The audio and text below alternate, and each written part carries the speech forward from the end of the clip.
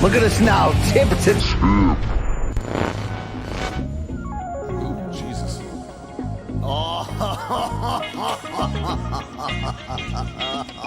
out to Morning Kombat. Do you want a margarita? Yes! My God! It's us doing what we love. But it's time to bang.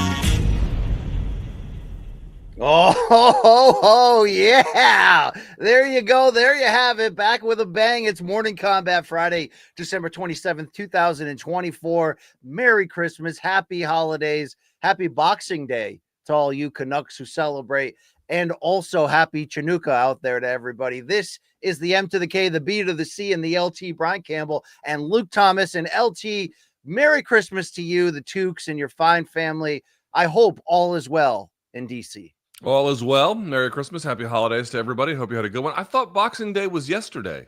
It was, yeah, yesterday. That's what I said. Oh, okay. Oh, all right. Sorry. Yeah. Anyway, it's also isn't Boxing Day British? You said Canucks. I'm not really sure. All I know is it's Boxing Day in my house every day, Luke, okay? Because that's the path that I choose, of course. Thank you to all the donks for listening, for following, for subscribing, for liking. You can do all that, of course, on our great social handles. You can see that below, our respective YouTube channels. And, of course, don't forget about our great producer, director, degenerate, gambler, and bong enthusiast, Aussie Rules, Long Island Luke Nocita, one half of the main card minute pod. You'll be hearing from him today as well. So, Luke Thomas, we've got a great show, I would say, for the donks during a time when there's nothing going on and most people are off, gorging on sweets, hanging out with their family. We will be answering the fans' Christmas mailbag questions. And how about a live interview today, noon Eastern, the raw diggity dog, Brandon Royval, UFC Flyweight contender. We asked for him, he answered, and it's going to go down at noon. So check that out right after Randy Couture. Luke, what do you have to say about the state of this world, us, our show, the holidays? What do you got for me? Finally, I got, you know what? When I don't have to get up balls early to take my daughter to school and I can sleep in a little bit, I sleep great. I've actually got a good night's sleep 2 nights in a row. Can you believe that? I feel pretty great about it. That's the best Christmas gift you could have received, Luke, okay? Truly, I mean that. So I'm feeling pretty good. Yeah, now, it's Luke, a good time. My kids are 16, but my wife did such an amazing job buying them gifts that it was, best Christmas ever. It was the joy of the, parent-child holiday relationship on full display. Did Tukes have a 10 out of a 10 Noel that all of us hoped for her? Tukes had some criticisms about Santa's delivery this year. She definitely has some criticism, which we don't understand because we took her to the mall Santa. There's actually one in Pentagon City Mall, which is the Santa there is pretty good. And we looked at everything she wrote in the thing, and we got everything on that. So we were very surprised come Christmas when she was like, where's this? Where's that? I'm like, you didn't tell Santa you wanted that, so Santa didn't bring that. But gotta learn the rules, baby. But I mean, don't get me wrong. Like, we hooked it up. She was taken care of. Whether or not she appreciates what Santa did is irrelevant. Did she ask Santa's opinion on vaccinations at all, or did we not go too deep? I don't think she did. She just wanted a Gabby dollhouse. She wanted a lightsaber. We got a lightsaber for her. Ooh, wow. She wanted some gymnastics equipment. We got her all of that. Like, we got everything she wanted on the letter. We got her. So I don't quite understand what the issue is, but yeah, she'll learn, she'll live, she'll grow. Fantastic to hear. The family was great. I mentioned that third member of our team. Let's see his face now. It's Long Island Luke Nocita. Luke, we teed up, the possibility of you beginning Christmas morning by jumping on that thing. How was your holidays, sir? Well, it definitely started that way. It was a good time, man. Got to hang with the fams, both fams, had a good Christmas. No complaints. Did your dad bring anything Aussie to the table for this great holiday? I got to think. I don't know, honestly. They didn't host. My sister hosted, so maybe that's why. Normally, if my dad's hosting, he's bringing out something Aussie, even if it's just pet snakes. Yeah, so the boomerang from under the bed, whip that in the yard quick, Yeah, I don't know. Did your dad crack a Foster's early on this day? Early? No, he was drinking wine actually. He's a big wine guy. I'm not into wine, but yeah, I actually got wine as my grab bag gift, and I was pretty bummed about it. I was like, I'm never gonna. No, well, was it red or white? It was red. Cab Sauvignon. I mean, You can mix that with a lot of different foods. Yeah. I mean, that's, is reasonably palatable. The only problem with drinking wine is the fucking headaches, man. Good Lord. Yeah. I feel like they're worse, So my guy. wife has switched to French wine only after our trip to Paris, and she's claiming that the lack of thick tannins are reducing the, tannins. Yeah, it's the thing that you can kind of taste them on your tongue when you have them, and I believe there's at least some evidence to suggest that they make the headaches worse. Well, So, I just think anything you ingest in this country, Luke, the US of A, it'll kill you inevitably. I mean, there's some things you can get here that are pretty good. You can get good honey here. If you want to die from dysentery, you can drink that raw milk. That's okay. I'm cool with pasteurization. Basic vegetables in the grocery store have got a lot of chemicals on them too, Luke. You know what I mean? I'm trying to get sometimes. Yeah. I need that RFK Jr. vibe going. I need to get woke on good food. Trying to get those brain worms. Yeah. trying to eat. He admitted he had a brain worm. He's got a parasite in his fucking brain. I mean, you got to eat that roadkill. It'll do stuff to you. Perfect guy to a point in this country. Love it, love it, love it. That's the end of the politics for the day. But what we did, of course, was solicit your questions ahead of time using the great email, I'm sure, of morningcombat@gmail.com, which you can use to contact the show, send us your fan subs and dead wrongs for Friday, and possibly show Mikey your pipe, but we are not recommending that. That's just, me editorially taking a stand for a friend. But we got some great questions to get into.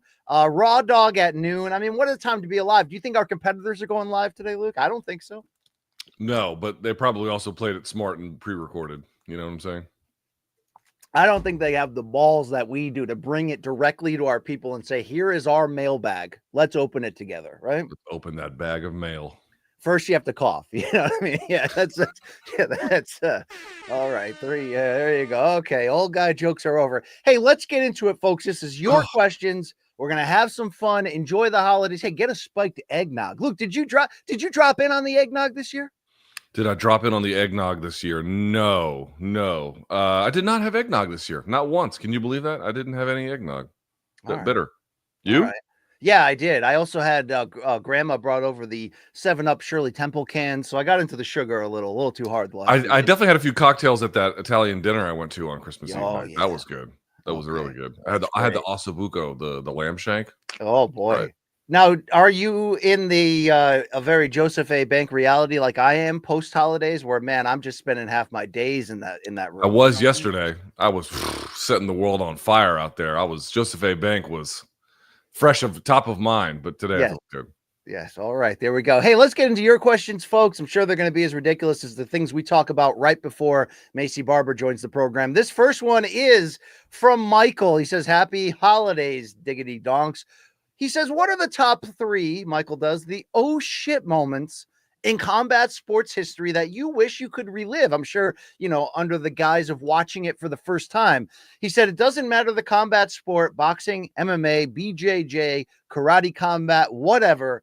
Looking forward to 2025 with you guys. So, Luke, this is the ultimate question. It's the ultimate, Max knocking out Justin Gaethje with no time left at UFC 300. These are the oh shit moments that make us fans, that keep us there. And I have to say, I never felt something that I felt similar to Holly Holm head kicking Ronda, leading to that upset KO. Luke, is there anything else on that level in terms of oh shit, where was it? The place just tilted. You know what I mean? Like it really did when you're that invested for your job and your passion. Do you have any others like that? That McDonald's Wi-Fi is an oh shit moment happening right now on your end, buddy. Are you sure? I mean, I don't know. Long Island Luke, is it you me or were is it glitching him? out. No, it was happening pre-show a little bit too. You got most of your. I don't know. Most of your answer was in there though, BC. You're all right. All right. So we're looking for combat. So it could be any combat sport. Yes, he said any discipline. These oh shit moments which one would you want to relive over again for the first time? Man, that's a great question. I mean, obviously the one with Max this year that will go. I mean, I know it's recency bias, but at the same time, what Max pulled off is truly one of the greatest moments in UFC history. I don't think that's exaggeration. I mean, I'm not saying it's a definitive number one, but it's absolutely in the conversation. So there's that. If we're going to go back a little bit further, your point about Ronda and Holly is 1,000,000,000% true. That's a huge one. Can I offer? And the reason why I offer it is because even though it was my I think my junior year in high school, I did not watch Foreman versus Moorer live.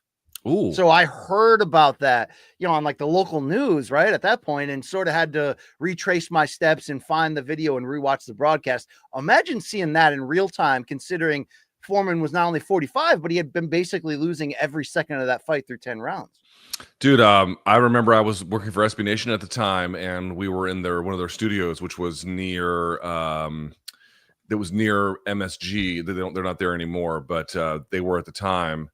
And that was when I covered Pacquiao and Marquez, the 4. Oh, good luck. So when Pacquiao went face down and didn't get up for like a long ass time, like that was because folks correct me if I'm wrong, BC, heading into that fight, the narrative was kind of like, why is this fight happening again? Exactly. I mean, people were excited to make it. Fatigue. Yeah, people were excited about the style contrast, but it wasn't like the fight that had to get made. And then Marquez just sent him face first to the canvas in the most insane of ways. That was a big one. Dude, I'll even say Lesnar coming back at UFC 116, I believe it was, against Shankar was another one. How about a deep cut one? Here's one. When Eves Edwards slept Josh Thompson. We love Josh Thompson, but that kick from Eves was something else. I could even say, who was it? Was it and when Eves did that to the jumping knee to who's the brother of Andre Berto, the MMA fighter? He had an MMA fighting brother who fought in the Elite XC, and Eves Edwards hit him with that knee and put him out. I'm forgetting. I'm only thinking of his pops who fought at UFC 10 or 11, but he had a brother who fought James MMA. Berto. James Edson Berto. Edson. He went by Edson. Right. He went by Edson. Yep. He was really good. I can even go a few more deep cuts. I'll never forget when Jens Pulver came back to UFC, and then Joe Lozon fought him in his UFC debut, and then knocked him out, and then like 30 or 60 seconds, whatever it was, very quickly. That was insane. I'm gonna throw in the Anderson Silva display he did to Forrest Griffin. That was one of those surreal, like, is this real? Is this a video game? Like, what is actually happening moments? And then speaking of Anderson, submitting Chael at basically the end of the 5th after getting his ass whooped for 4.5 rounds was insane. So there's been a bunch of them, man. I mean, you can go on and on from there. I'm trying to think of like other sports that just really kind of blew me away.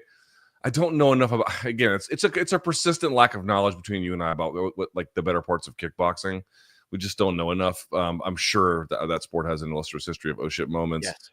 Anything on the jiu-jitsu side? Maybe a little bit. When Ryan Hall took bronze at ADCC, that was pretty amazing. I think he did wasn't watching. Yeah, I think I could be wrong about this, but I think he did it off of a back take from Jeff Glover. Great moments in BJJ history were when you and I were at Highly High. What's that name of that promotion? High Rollers. And with Emily Whitmire and Cynthia Calvillo and Patchy Mix and Jake Shields. I mean, what a weird environment we were in that nondescript warehouse somewhere in Vegas, and had the time of our lives. Can I get that feeling back right now? Yeah, absolutely. That was a crazy one. So that you could go on and on down. Again, today is the 16th anniversary of Rampage sleeping Vanderlei, which to me was not as big because both guys were post-prime when that happened. Yes. But I will say when Rampage beat Chuck in the UFC in his second fight, winning the title, that was I can assure you that the casual sports fan who was like slowly turning into UFC was not expecting that. That was a big one. And my kid is screaming because why wouldn't she be? Oh, well, she's just enjoying life, probably criticizing Santa's, methods again. And, I don't remember where I was, but I remember the feeling I had in that Justine Kish fight, the one I'm talking about. Dude, you're obsessed with that one. And I'm like, there are many defecations that came before that. Asuero Silva. This was female. It's smeared all over the canvas. Like like this isn't like, what's that guy? The guy that played on the Colts line, the big fat guy, Saragusa. I'm sure that guy crapped his pants about, the Ravens. Every other game. Yeah, both the Colts and the Ravens. Okay. I'm sure he crapped his pants every other game, Luke, and we just didn't fully know about it. But this was a little bit different. I mean, front row, you got a little on you, so to speak. You know what I mean? The old goose, Tony Siragusa was a big old boy down there, wasn't he? Oh, my God. They wouldn't even let him in, Joseph A. Banks. They knew. They knew well in advance, okay? Do not come here. Yes. Yeah. All right. So, thank you, Michael. I don't know if there's anything else. I will say, here's another one. from Metamoris, the first time Buchecha and Roger Gracie went at it, like Buchecha kind of gave him the business a little bit. It ended up being a draw because of the way the rules work, but Buchecha was the one that controlled. And then they had a rematch, and Roger beat the fuck out of him, like demolished him. And I never, ever, ever saw that coming. I was so blown away by that. So Roger getting revenge on Buchecha was a big one too. Indeed. Yeah, those great. I mean, it's all about the feeling it gave you, Luke. So sometimes some of those moments are just different than the typical, oh shit, that was crazy. Sometimes it messes with your understand. I mean, Peña Nunes, sometimes it just messes with your understanding of how the world is supposed to work through the lens of combat sports. Thank you very much. Hey, how about this relic throwback, Luke? I never wear it because it's a tight medium, but look at us, happy, fat during the old holidays when we had that big budget. We're just living life, just living it. You know what I mean? L-I-V-I-N. I once bought my dad for Christmas underwear with you and I on the ass patch, Luke. I mean, that's crazy, right? We had a good thing going. Yeah. It's not over. It's just in that like real weird period where we don't know if we're coming or going. I'm hoping we're coming, Luke. I'm always hoping we are. Hey, this is Telvin right here. He said, Telvin Kipapa, baby. Aloha, guys. It's your second favorite Hawaiian right behind Rachel Ostovich. Hey, he's got zingers. That's true. It is true. My question is with the Hawaii Tourism Department and UFC being in talks about bringing a UFC event to the island in 2025 or the islands. I was wondering who would be your fantasy booking from top to bottom for this event. All right, Luke, Telvin's asking a lot of us, but let's say, do you want to define the first UFC card on Hawaiian soil as a pay-per-view? Will there be a big enough arena to warrant that, or are we talking fight night here? I think they could do Blaisdell, which I think holds more than 7,000. So we're talking about probably closer to a fight night. Again, the timing makes a pay-per-view pretty difficult. Let's call it a fight night plus, which means you get, a good main, a good co-main. What would it be, Luke? It would be Max in the main event. You're damn right it would be. Yeah, I mean, it's Max Holloway, and then, everything else is almost a secondary consideration. Max Plowyway 3. That'd be sick. That'd be super sick. I don't know how many Hawaiians are really left on the roster. I know they had Kai Kamaka. He's out. They got Brad Tavares. I guess you'd put Brad on there. There's a couple Hawaiians. I'm sure there are other ones I'm not thinking of. You could obviously put Dan Ige. How could I forget Dan Ige? Yes, of course, 50K himself. You'd put him on there.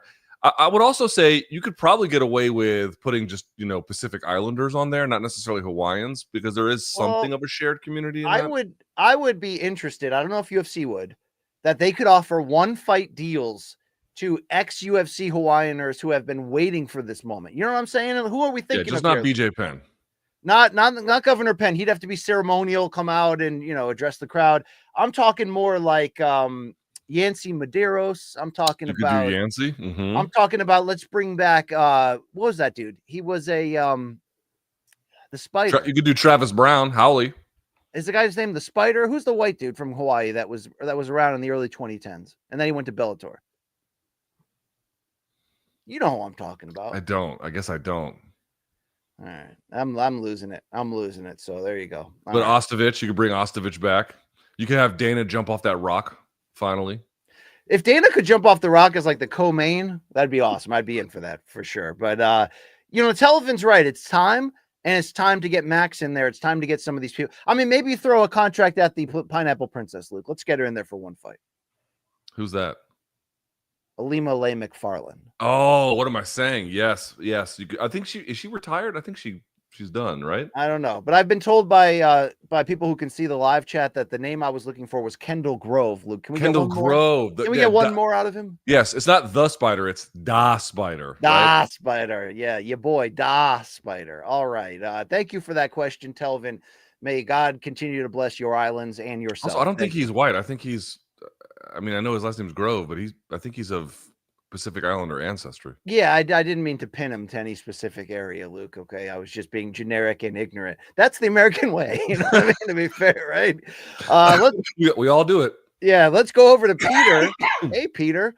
Peter saying, "Hey, fellas, I'm wondering who you think the least skilled UFC champions of all time are." And why? Maybe post UFC 50-ish due to the limited single discipline skill sets in the early days.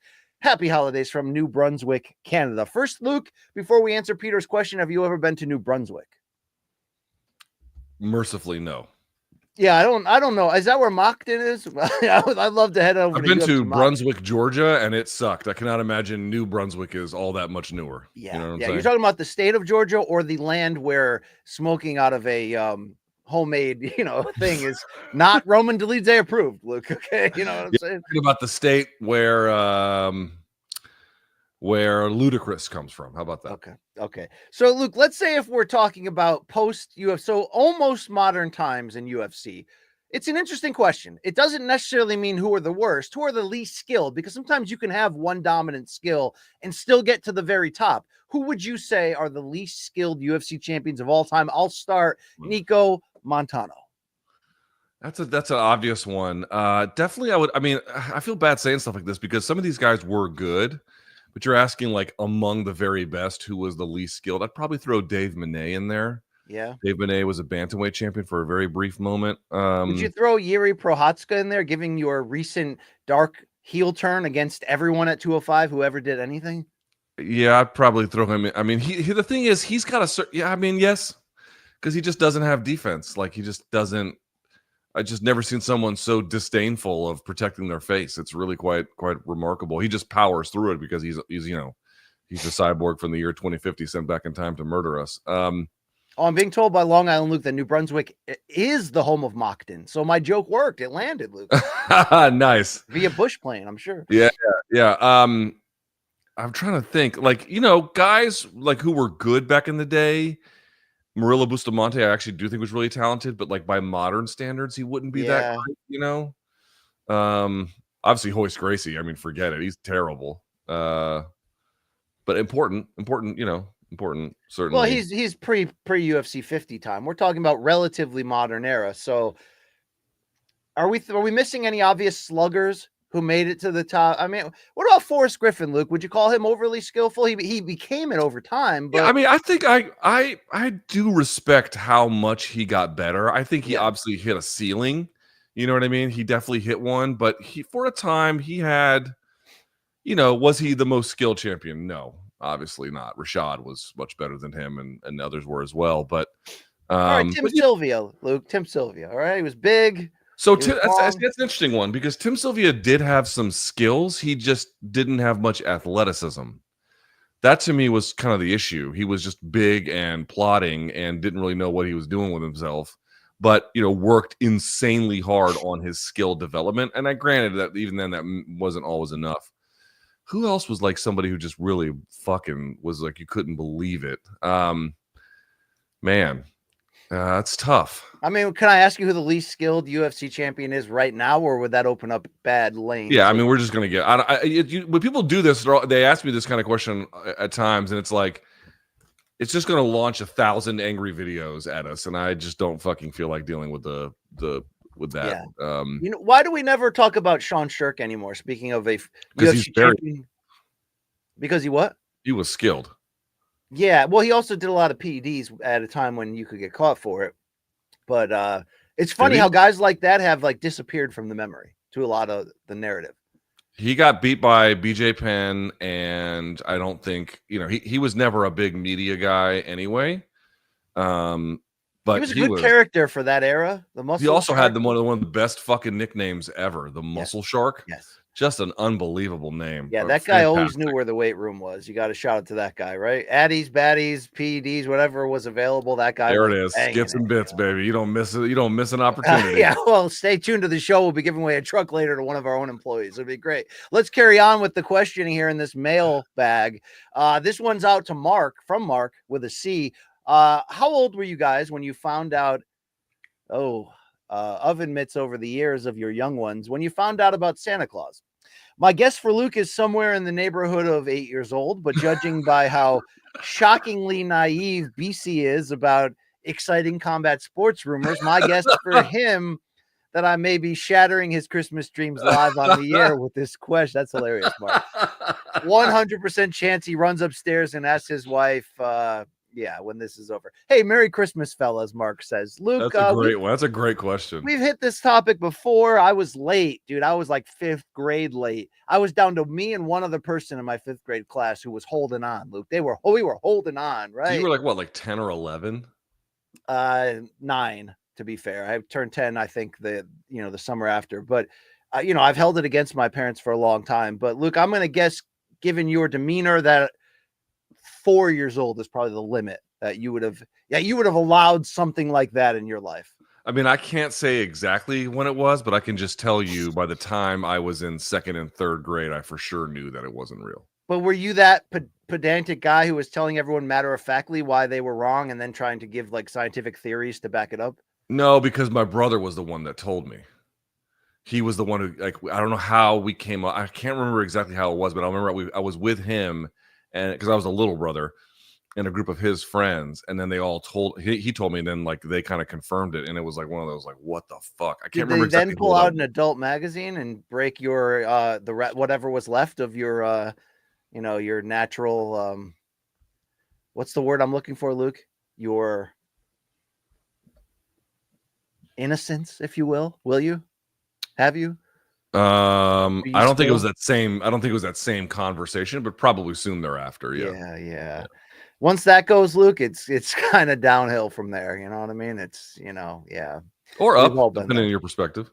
That is true. Up for a little bit. Yeah, that's for sure, Luke. And wow, all right, okay, enough of that. There's probably kids listening. I do feel bad, Luke, every time the opening is there. The lob has been thrown for me to dunk down just a no-brain, crowd-pleasing splash of an inappropriate joke. And then I think about the families that are driving down the road because their stubborn dad must get his MK with the family in the fuck car. them kids. Just say the fucking joke. Oh, wow. There you go. Hey, it's up to you as a parent to bring Luke Thomas into your kids' lives right now. It's up to you, parents. Let's go to Fernando. He says, what does a successful 2025 look like for Morning Kombat as a show? Any goals or objectives for next year? Luke, well, this is a recurring topic, you could say, in this show, but I've said that, the big one for me is let's get our own studio. Let's own it, rent it, sneak into it, whatever it is. Let's get our own studio. Let's bring the carnival hijinks back to where this show was built from. And let's explore those segments that we used to be known for that we no longer do. That to me is the way. This is the way, Luke. Okay, Mandalorian?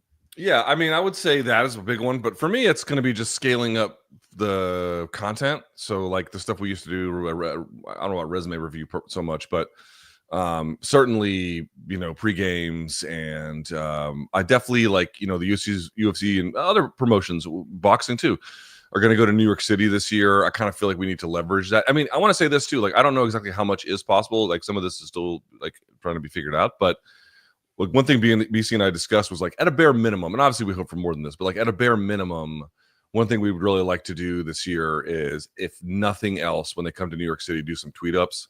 Hey, we're going to be here. Come hang. I've done them before in the past for situations like that, and everyone seemed to have a great time. So, we ask fighters like, what percentage of your ambition and goals are fueled by money once in a while? Is it about the title or money? What percentage of you saying that is the hope that our fans slide you contraband during the greeting portion of the event? 100%. Because we've been to other events where they did that, and it was fucking awesome. I hope our fans just walk in and Scott Stapp us. Can we take you higher, MK, folks? Yeah, yes, you can. Okay, yes, you can always do that. In fact, I've got another message for you. Hold me now. I'm 6 feet from the edge, and I'm thinking maybe 6 feet ain't so far down. If I had AIDS and a squirt gun, I would shoot you in the face with that McDonald's fucking Wi-Fi you have. Okay, we can call them Creed ups. All right, that's what we can do. Yeah. Creed ups. That's not bad. I like that idea. Creed and weed. Luke, how about that? I told you this, bro. Like I follow a bunch of fitness accounts on IG and stuff, and fucking all of them are posting lifting videos to Creed in the background. Now, granted, it's all the white guys, but nevertheless, it has made a real comeback in ways Think about it. America's back, right? Depending on where you stand politically, America's back, baby. Why can't Creed come back? It's that time now, Luke. I mean, Kid Rock's an A-list celebrity cage side at the damn UFC. It's time to let Creed back in the building and in your life. The reason they can't come back is because they're terrible. That's why. No, that's where it's wrong. Because even if you're on the fence about this idea, listen to what BC says. The first record, My Own Prison, still bangs. Still. To this day, Deontay. To this day. All right? To this day. That's what I'm talking about. Thank you. Thank you for your question, Fernando. Luke, any other specifics of what you would like to see on MK in this new year? I mean, I could always get greedy, but I think that's kind of really what I'm focused on. All right. I'd like to get out there, touch some fans again. I'm with you on that regard. I'd like to be your favorite podcaster's favorite podcast all over again. All right. There was a time. There was a time. Do you remember time? Let's go to Greg. We know Greg. I'm sure this is the Greg who lifts weights with a long beard. Great guy. He says, hey guys, thanks for another great year of coverage. MK all day. I have 2 questions for this mailbag episode. Number 1, who is your pick for UFC breakout star in 2025? And number 2, given the current state of Conor McGregor's personal and professional life, what would be a realistic storybook ending to Conor's career? Luke, number 1, this is not our prediction show. That's to come next week. But is there an answer different than Peyton Talbot for who is your UFC breakout star pick for 2025? That's an interesting question. I mean, the answer could also be Umar Nurmagomedov, by the way. Umar is a big one. I think Umar is about to have a good year.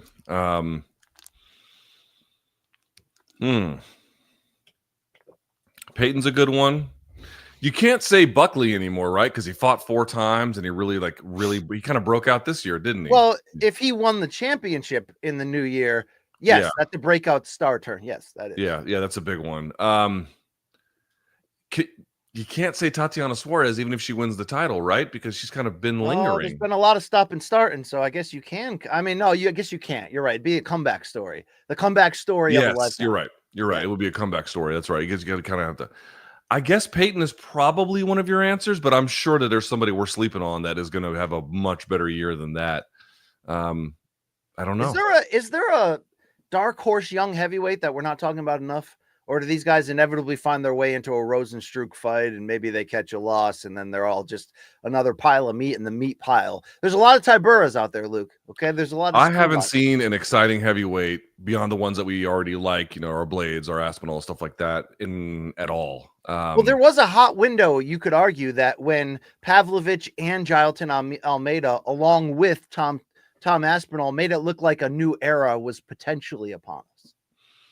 That's true, and then there just wasn't. I'm thinking on the women's side of the game. I mean, Dakota Ditcheva had a breakout year this year, so that's not really. But again, she could do something big next year. We'll have to see.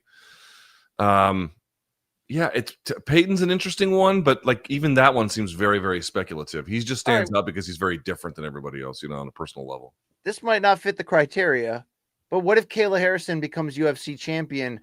Is there another leap she can make star-wise, or do you think celebrity-wise she's close to hitting her ceiling? The problem that she is going to face is I think she is going to win the title. I think she is going to be UFC champion again. What a combat sports career she'll have when it's all said and done. She just needs foes, and I don't know if Cyborg's gone, Amanda Nunes. I mean, if Amanda Nunes comes back, that's a little bit of a different story, right? But if she doesn't, I mean, I hate to give him too much credit, but Gary Shaw once said something about Kimbo being like, Kimbo's great, but you need 2 people to make a fight, and you need 2 people to make a story. You need 2 people to really elevate something. One person just cannot do it solo. I think that's what she's up against. Is can the UFC find her some opponents to get there? I'd be curious to ask Long Island Luke. He does most of these things under the influence of medical marijuana, but anyone out there on the come up that you got under your eye on? You were talking young heavyweights. I was looking Mick Parkin. He's not that exciting, but he's 4-0 in the UFC. He's undefeated. He's only 29 years old. He looks moderately interesting. We just don't know enough yet. But I don't think that's the worst call. No. And everyone is spamming in the chat Carlos Prates, who I would argue is kind of like Buckley. He kind of had his year. He fought 4 times this year. Yeah, you know what I mean? I agree. Don't get me wrong. I'm high on his future. But he kind of had a big year this year. Yeah, I agree. Luke's also just high. Luke, would you agree? A play on your words of foes before hoes? I'm going to pick the hose over the foes. I mean, I don't know how you guys are feeling, but Luke definitely, though, does have foes in different area codes in this game. Okay. One of them, Joanna, but we're going to break that this year. That's one of my MK goals, Fernando. Thank you for your question. I wouldn't call that a foe. I just don't care anymore. I still care a lot. The second half of Greg's question is, Luke, given the current state of McGregor's personal and professional life, what would be a realistic storybook ending to Conor's career? I mean, is he trying to say that would happen this year? I mean, I don't know. I mean, they're asking us to I'm not when he the says wrong guy. Storybook, is he asking us for like a good moment, like a big win that can, like, what if he fought Nate in a trilogy and the fight turned out to be a fun old guy scrap and Conor won? It's just weird that they're asking us to like rehabilitate his image. I don't have any. Well, interest. this is MMA. Most people don't believe he did anything, Luke. You know what I'm saying? That's true. That's true. Yeah. I'm not sure how to answer that one because that's so far from my mind. If you have a version, I'd be happy to hear it. Well, I think the better question is, what big names remaining could he still beat? I think that's the real question. Could he beat Nate? Maybe. I think they're both at a point where yes, he could. He could. Let me ask you this one. Okay, he's going to fight, or at least there's a decent chance he'll fight, I guess, Logan Paul or something, right? No, it's been changed to Jake Paul. Seriously, the report. Okay, so that's what I heard too, or at least what I saw out there. I mean, who knows if it's true?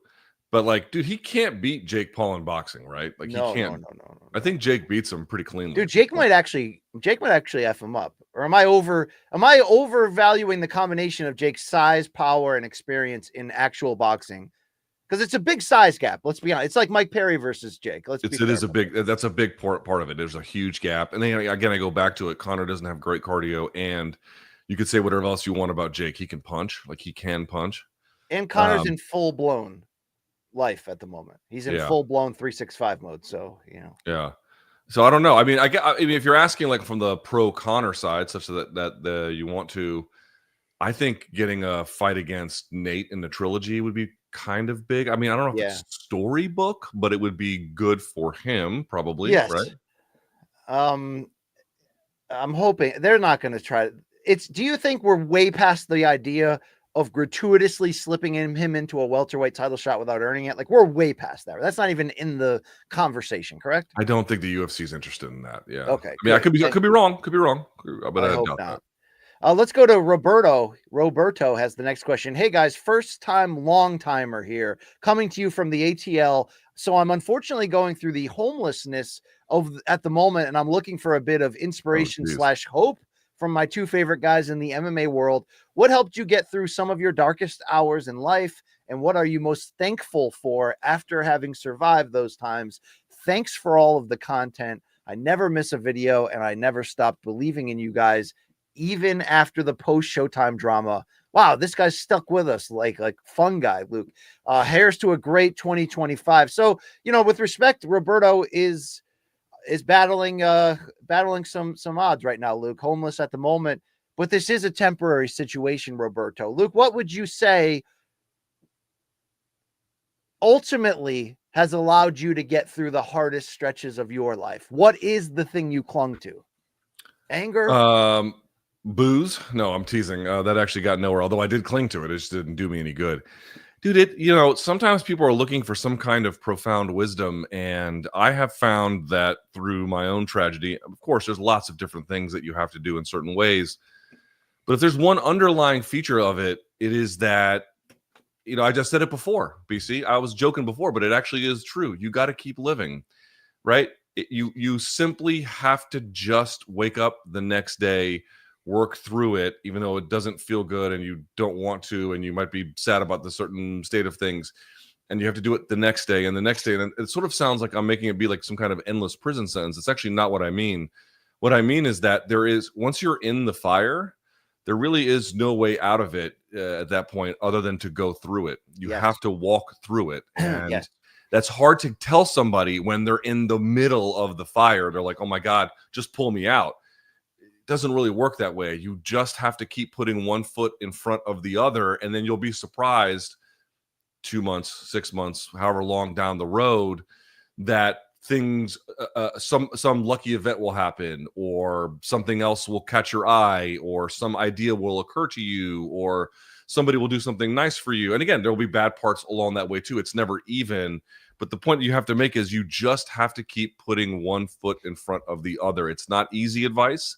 And it's not necessarily like the most calming advice, but it is the truest one that I have found. You must keep moving forward, even if it's like BC, like it feels like it's just mechanical, you know. I mean, I'm doing a literal interpretation of walking, but you get the idea. It ties into the idea, if you're going through hell, keep going. But I think the key part of the going through it is you have to process it, you have to grieve it, you have to work through it and come to terms with it. Because if you numb it away, it's going to be a giant weight that's following you forever. And if you just ignore it and go on and throw all your efforts passionately into something else to block out the feelings, oh boy, it's going to find a way to come back around again on you. So yeah, it's not get comfortable in hell. It's just get through it, man. All right. So it'll pass. We're going to do it. Roberto, you're going to have a big year, bro. Okay. Not only will MK be back, you're going to have a big year. All right. Keep going. You got us. We got you. Let's get through this together. Okay. Luke, let's hear another one here as we are about 15 minutes out from the great Brandon Royval, raw dogging it back on our show. Let's go over to Vincent. He says, if you could make any fight between two people from the past who are not boxers or MMA fighters, alive or dead, what matches would you make? What is one?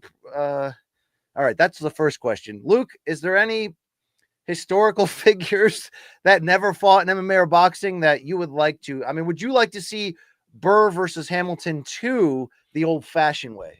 I'll say this. It's not exactly what he's asking, but it is something that I know a lot of fans have in MMA have probably thought about. I know I've thought about it. We've talked about it before.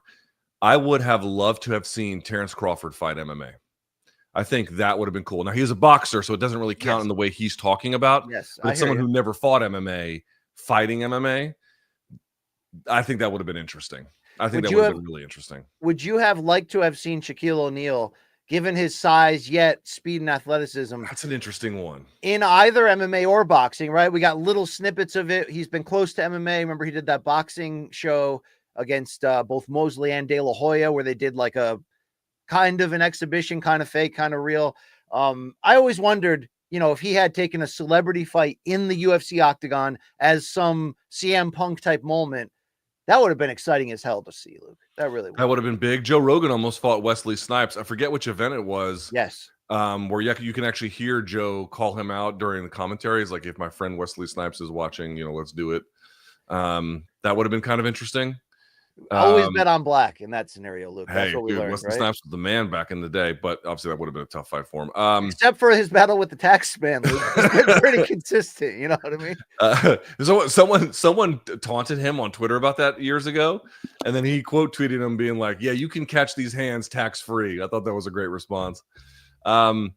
Who's like our former president Abraham Lincoln was a wrestler. That would have been kind of interesting to see him mix it up back in the car. I'd like to see that guy run the pipe a little, if you know what I'm saying, Luke, right? I bet you do, you motherfucker. I bet you do. No, for historical purposes. Yeah. Oh, yeah. For historical purposes. Oh, hey.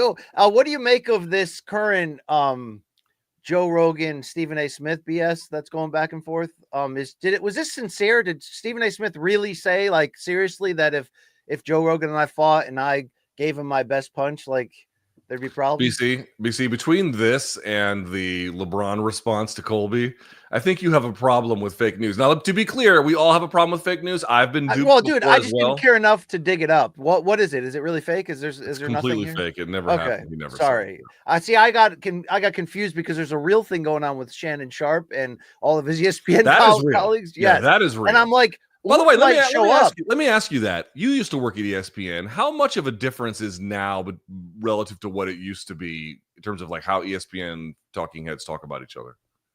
Yeah, it used to be aggressively not allowed for any form of public criticism of your colleagues or your competitors, to be fair. Like that, you knew about that almost day one, that's something that will not be tolerated and isn't good for business. But it's changed, and some of the changing of that landscape has surrounded the situations involving like Pat McAfee, who his show is basically licensed to ESPN. They don't have editorial control. So in this spot, he can be a little bit looser and freer, and I think he's just naturally that way anyway.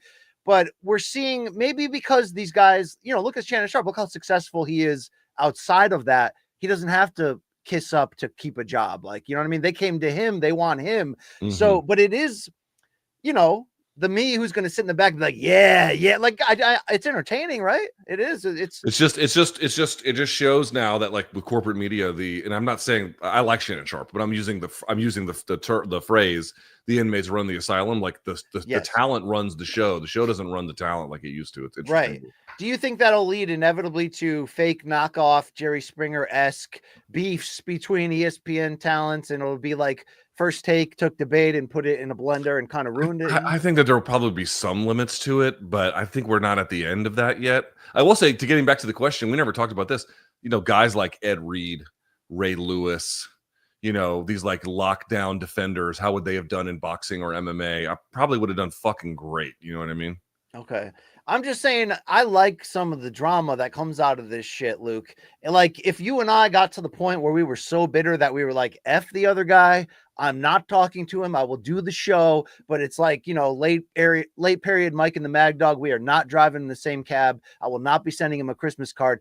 If we get to that point, I think it would only help the entertainment and the ratings for us to go public with it. And then the fans can take sides, and then, we can argue. The only person who thinks or fantasizes about this between you and I is you. I never have thoughts like these. You have thoughts like these relentlessly. I want to be very clear about that. This is a very one-sided fantasy. It really is. It's taking something awful and making it a positive, maybe. Hey, Luke, the other half of Vincent's question is, what is one purchase you've made that has genuinely changed your life and not enough people know about it? And he also wanted to know what we are grateful of, which we've hit aggressively around Thanksgiving time. But I'm grateful for you, though. You know what? I have a different Vincent, one. I'm grateful for you. What do you got? So I don't remember exactly when this was, but there was a point when I realized that again, please don't make me just talk about the ins and outs. Just let me get through the sentence, which is that it was a previous place I worked at, which I realized was not going to do for me what I wanted done in my career. So I had to get done myself. I had to do that stuff myself. I just could not wait around any longer. It was, either I was going to do it or it wasn't going to happen at all. But I didn't have any equipment to start BC.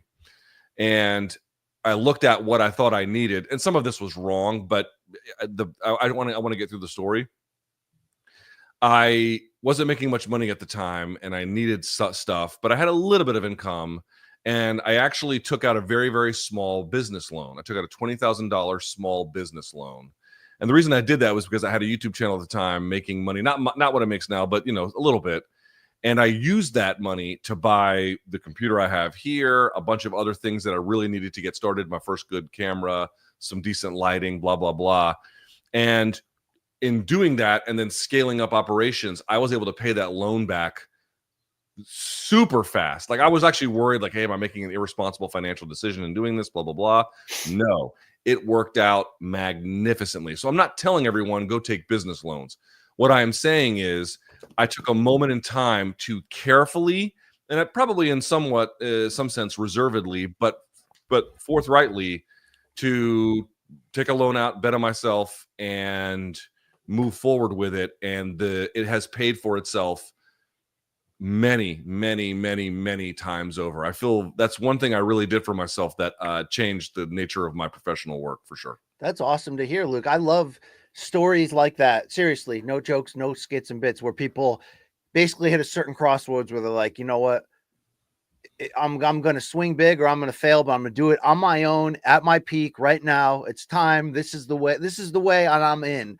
Those are the turning point moments in our lives and careers, Luke. You know what I'm saying? And sometimes you got to mount up that sack and carry it with you. And you've done that. And look at you today. I'm grateful for that, Luke. I think you've showed a lot of people in this space that you can be successful doing this and set a roadmap for that. I'm not successful in that area. It's just kind of for fun, shits and giggles. But, it puts shoes on Tukey, and I can appreciate that. Yeah, I mean, again, it's like, there's any number of things that can go wrong and do go wrong and blah, blah, blah. But like, and I see a lot of people bet on themselves and it goes badly because sometimes that's too big of a bet. This was a small one. This was, in the end, it was a pretty small one, but it worked.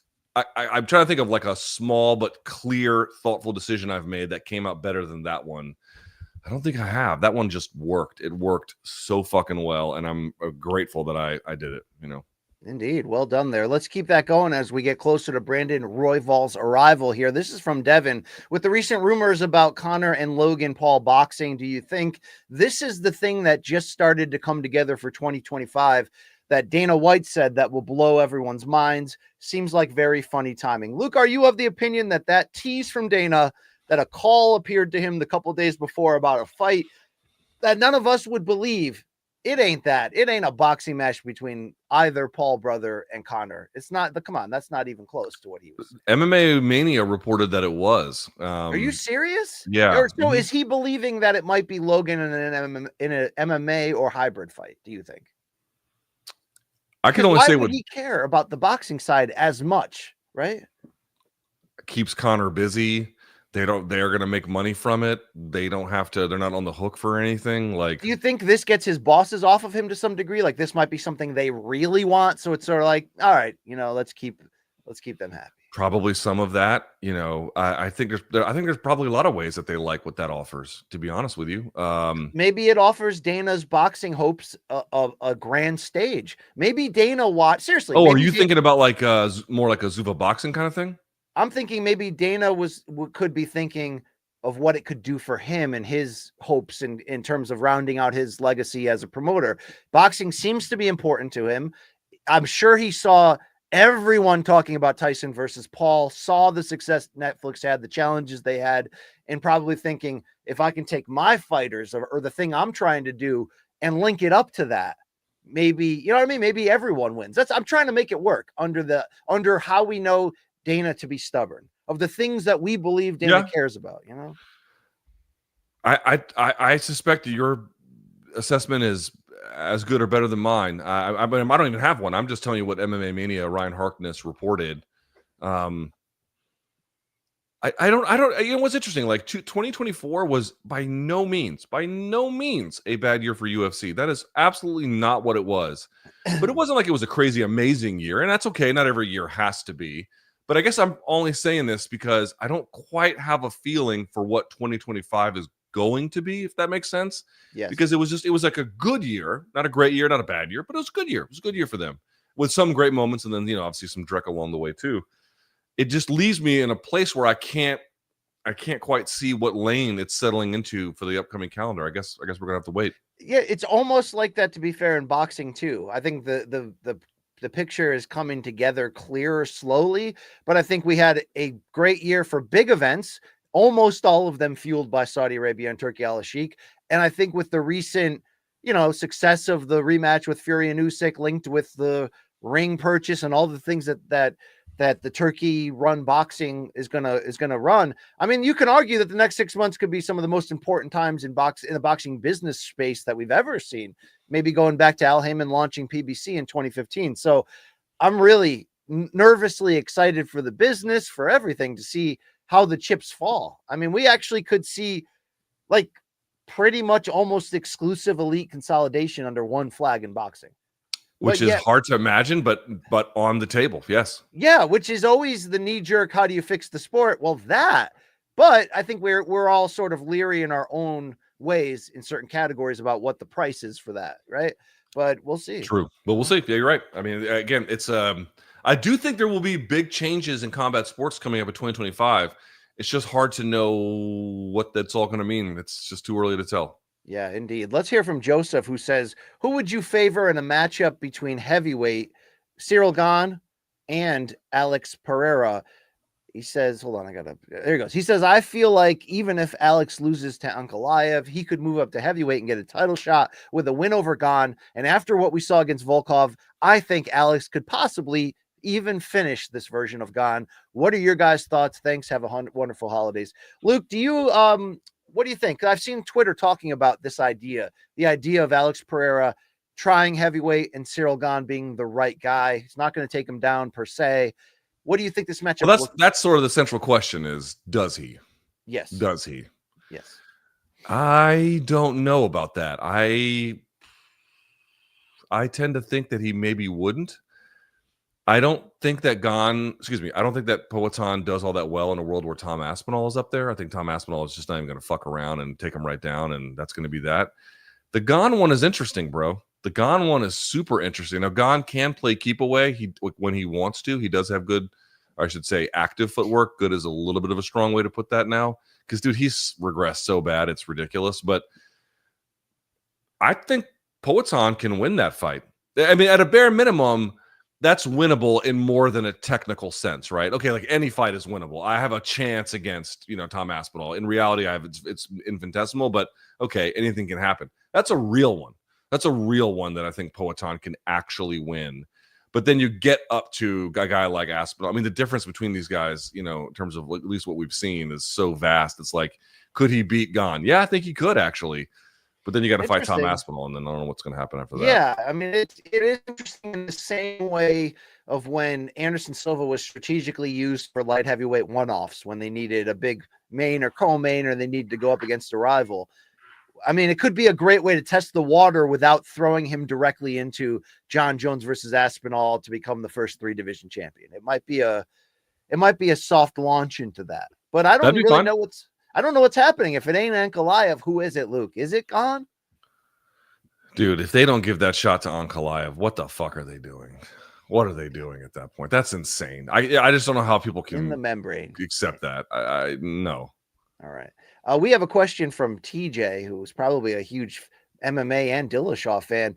TJ says, I'm a MMA donk who doesn't follow boxing except what I hear from you two. I understand why there are multiple belts per weight class, but I have 2 questions. Does every weight class have the same number of belts? Do some belts have more prestige than That's others? A great question for you, BC. It's actually a good one. What do you say? Yeah, so the basic foundational structure in boxing at the moment is 17 weight classes and 4 major sanctioning bodies that are accepted on the same level, more or less. And we're talking about the WBA, WBC, WBO, and IBF. Each one, in theory, would have 1 champion per division, so you'd have 17 times 4. But we've talked a lot about the WBA in particular ruining the game in that regard by creating constant unnecessary interim or secondary ones that are like the WBA regular champion, but yet if I tune in when they're fighting on fight night, they'll be announced as the WBA champion of the world, which they're not. They're the second best in their own division in the WBA and one of 4 and now 5 recognized champions, which is a lot of bullshit. We've justified it just by looking at it as almost junior titles or number 1 contendership, or maybe almost like what the UFC interim title has become, where it isn't really looked at as a championship as much as you absolutely have the next chance in a celebrity way, like you've just earned it, you're the guy, you're next. But it gets worse when the WBC now has super champions, where a big name fighter can just become the super champion, not have to do mandatories, and kind of be allowed to do whatever they want, not follow rules. Why does the WBC do that? Because they want people like Canelo Alvarez to always defend their belt, pay them that large sanctioning fee, which is what, like 10% or 3% or whatever it is of his total purse. So how many champions are there? It becomes bullshit. In theory, though, all 4 of the major title holders are the same in importance, but boxers and then the opinion of boxing in general seems to favor that the most glamorous is the green belt, the WBC, even though the WBC breaks a lot of rules and makes a lot of donk decisions. That's considered the biggest one outside of the Ring Magazine title. The Ring Magazine title, really before Oscar De La Hoya purchased the ring and kept it alive, was considered the lineal belt in each division. They had sharp rules that said you can only become the ring champion if the number 1 versus number 2 recognized fighters are fighting against one another. So it's like you can only get it by doing it the hard way, the old-fashioned way, and you are the champion of that division. But when Oscar bought it, he changed the ranking rules and the eligibility, and it kind of bastardized the process. That belt lost its luster. That belt, by the way, I think is going to get returned to huge luster under Turki Al-Sheikh and the purchase of the ring. And I don't think that's bad. There's a lot of shitty belts in boxing, but as long as we have an idea of who's either the lineal champion or the ring champion in each division, it starts to cut through some of that bullshit, at least, and makes where we have one sort of real belt and then a bunch of regional titles. It's almost to me like my kids run cross country and track in Connecticut high school, and you'll go to your class championship, which is in every state, based on size. And then if you win that, you go to the state open, and it's everyone against each other. I hate it that we have this many titles, Luke, but you really can never trust when you see, oh, this guy's the interim WBC champion, so that must be real, right? No, that's not real. Most of the time, 80% of the time, that's not real. That's just to sweeten up the TV offering on that night. It's a fair recitation, BC. Yeah, there you go. There you go. I hit that hard. Has our guest been raw and arrived? He is. So let's not waste any more time talking about flushing the toilet or boxing. Let's get raw. Let's bring on the dog. I'm talking about UFC Flyweight contender. He hails, I believe, from the Denver area, Coloradian, and he's, MK for life. It's Brandon Royval. Welcome to the show, Raw Dog.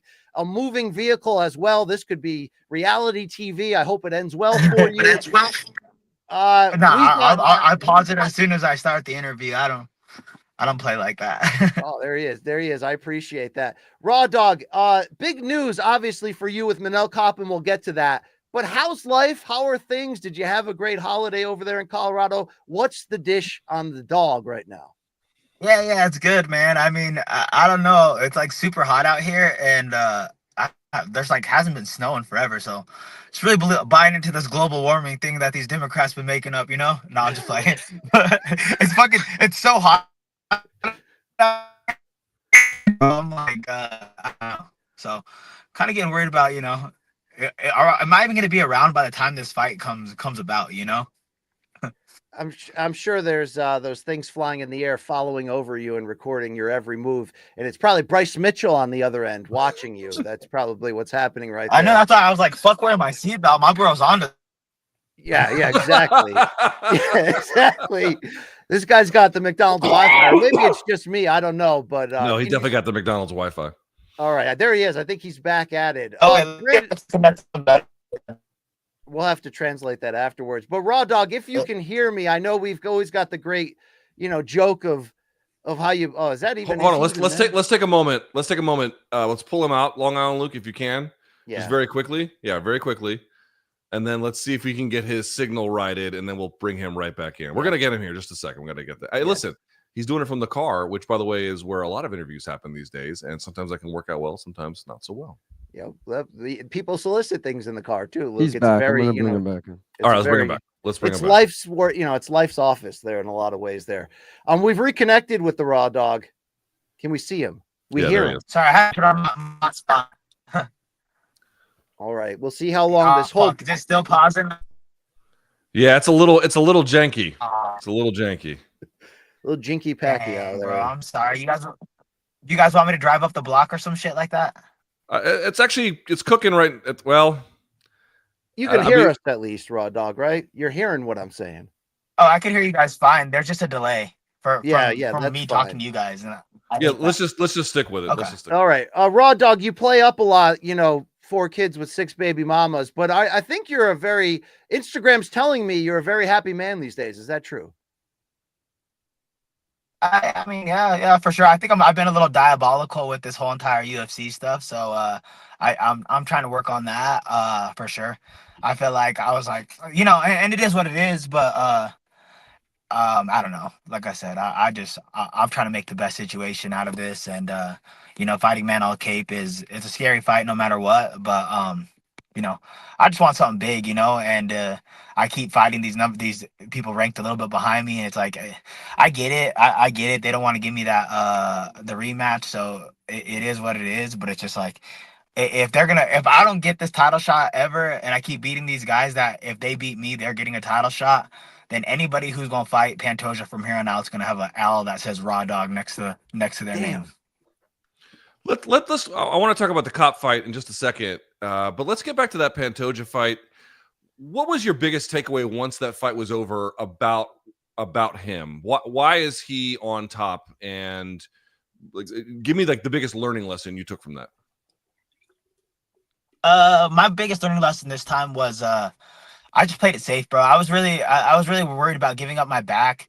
So my whole entire game plan was to not give up my back, and I just took away what I think is the best part of me against Pantoja is just going for broke, and I feel like I played that fight way too safe, and even in the first fight, it's like I did get choked, but it's like I gave up my back a million times. He couldn't really do anything with it until he did, and I feel like playing that game plan of like, giving up positions, but scrambling and trusting my scramblability. I don't know if that's a word, but like trusting my scrambles to get out of those positions is really what's going to wear a guy like Pantoja out. And that's where I strive, is just being in that deep end, ready to drown motherfuckers, What did you make of the Pantoja Asakura fight? I thought Pantoja looked great, man. I think Pantoja keeps improving. I think this is one of the like maybe it's like a Dracus Duplessis thing. He's just he looks so sloppy, and like I believe it too. It's like, you know, to a certain degree, I'm like his style can't work out constantly because he runs into big punches. But it's like as far as like what he does, man, that guy has his iron chin. He's gonna go forward. He's gonna bring a fight, and I feel like some of the stuff that he did was just so like wow, like the back take was so amazing. He like single legged him, like scooped it, and then Asakura put his back to the cage, and he went the other side and scooped it, and then took him down, and then took the back. The way he fought the hands to get that back take was dope. I think they made like a kind of how he was like Asakura jumping, doing just able to jump, and it was like those are some quick adjustments on the fly against a dangerous opponent, and Pantoja looks sloppy doing what he does sometimes. I think he looked less sloppy in that fight than any of the other fights he's been in, but he did some great things. Like, you know, if you watch him, and like also I felt him too. It's like that guy is one of the stronger guys I've ever grappled with, let alone just flyweights, you know. And it's like I know he hits hard. I know he's super strong, and I know he's just like he's just like super physical. He's a very physical person, you know, and I feel like he brings that a lot too. And it's just like I see what people like, you know, like the outside looking in, it's just like some of it's like so ugly, and it's like what he's doing is just some dope shit in there. And I have a lot of respect for Pantoja. I have a lot of like you know, he's my only L in the UFC right now that I consider. Like, you can count the Moreno as a loss, but I really don't. But I don't know, I have a lot of respect for what that guy does. So one thing that I always keep going back to is, you know, he's had wars over and over and over again, and I'm just like, all right, well, he's 34. Like the shoe's about to drop on this one. Like, how many times can a guy go through this kind of battles and not have some kind of slowdown from it? But he doesn't ever seem to have the damage doesn't ever seem to affect him. Are you amazed by that? Like we are? Yeah, bro. I watched the video of like, and this is just me like in my fight, but I was also in it, and he changed levels, and I threw a knee right up the middle, and I probably never timed a knee so perfectly in my life, and that motherfucker didn't flinch. He walked right through it and took me down. I was like, holy shit! Like it made a impact sound. He changed levels, walked right, and it was like knee might be my best weapon, and like I know like, you know, I'm scrawny little fucker, but like. I have good knees, I have good kicks, like I hit, you know, as far as those two weapons go. And he walked right and didn't flinch. So it's like I don't know what they think Kai Kara France can do to him, but it's like I think Pantoja is a nightmare matchup for a guy like Kai Kara France. Kai Kara France isn't you know, in all respect to Kai Kara France, I feel like I fought some of the nicest people in the division. This is the only guy that I've ever fought that I'm like, it's fucking douchebag. But as far as Kai Kara France goes. But as far as Kai Kara France goes, I like him a lot. It's like Kai Kara France isn't a good fighter backing up. He has like maybe one or two good setups to get in, and it's like a cross hook, a hook cross, jump in, and leaping, and it's like. And I think God bless him, because I think Urseg's like one of the more technical guys in the division, and he got clipped with it. But it's just like, if that fight played out, Urseg probably would have beat his ass, you know. So.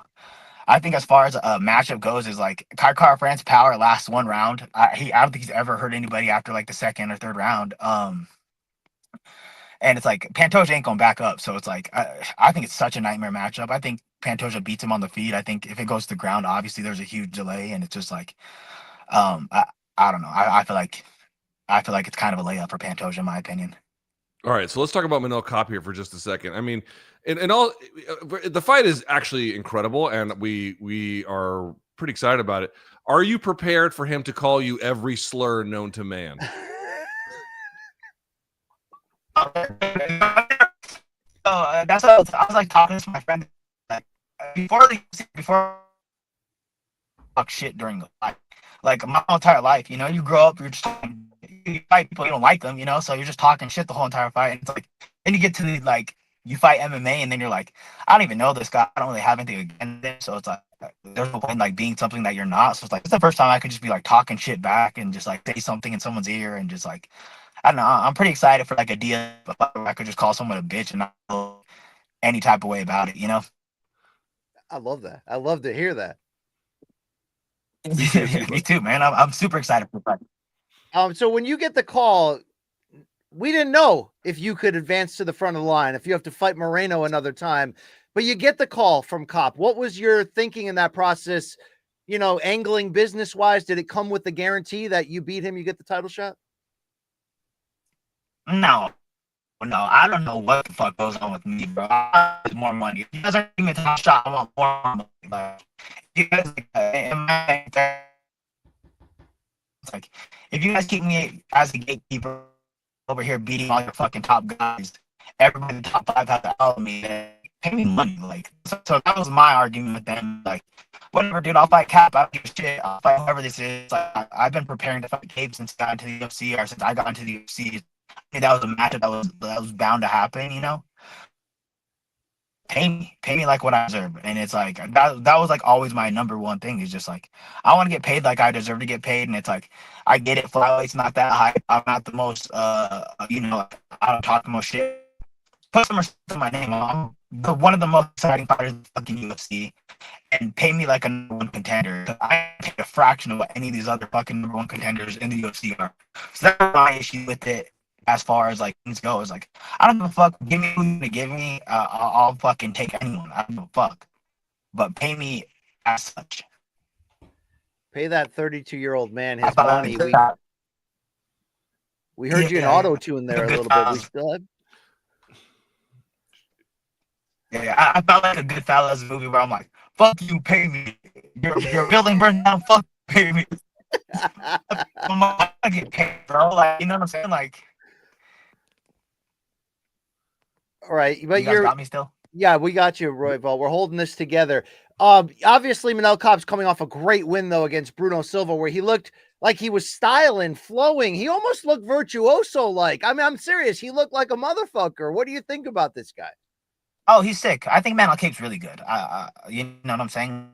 Like, I've always thought Kape was really good. I feel like he makes a lot of crucial stakes in fights, but so do I. So it's like, whatever, you know. I just feel like it's gonna lead, but it's like also it's like I'm not Bruno Silva. I'm not 5'2" and a boxer. Like I'll fucking throw everything at him, and I'm also fucking 6'11" and fucking jacked, you know. And I'm fighting, but I'm the tallest flyweight. I feel like speed wise, I'm fucking a lot faster than all the rest of the guys he's ever fought. I feel like I'm top 2 or 3 in the flyweight division as far as speed goes. I would say top 2. I would say it's me and him as far as speed goes.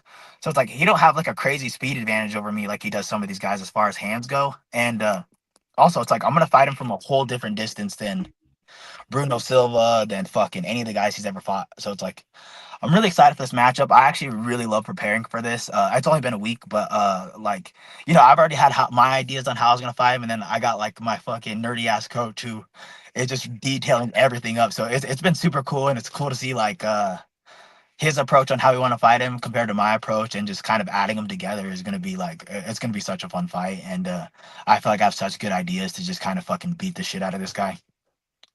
Who watches tape? You or your coach, or both? I mean both, but I mean as far as like what I see compared to what he sees is a world of difference. I have a coach named Clay Matza, and pretty much drew my game plans up for me for like the whole entire UFC career. But yeah, I feel like he just does an amazing job, and he's nerding out over this shit too. So it's like I get like a clip sent to me every couple, like a couple of clips to me every day, and he's like, if he takes this, we're gonna do this, we're gonna do this, we're gonna do this. And then it was cool too, because like we've been training a lot with Whitman, and to see his take on it, and he's like, Whitman? Oh yeah. So like, and to see his take on it, and it was just cool to see all that, you know. And I don't know, man. I've been having a really fun camp. And like this is just the beginning of it. This is the first week of it, so I have a real fun camp. I'm gonna go out there and train with some of the guys from Hama. So I get to go train with Corey today, and Corey Sandhagen, and you know, just other great guys from that gym. And I'm just super excited for everything, man. So this guy who comes up with your game plans, like how did you start working with him? How did you know that like, oh, he's good at this kind of thing?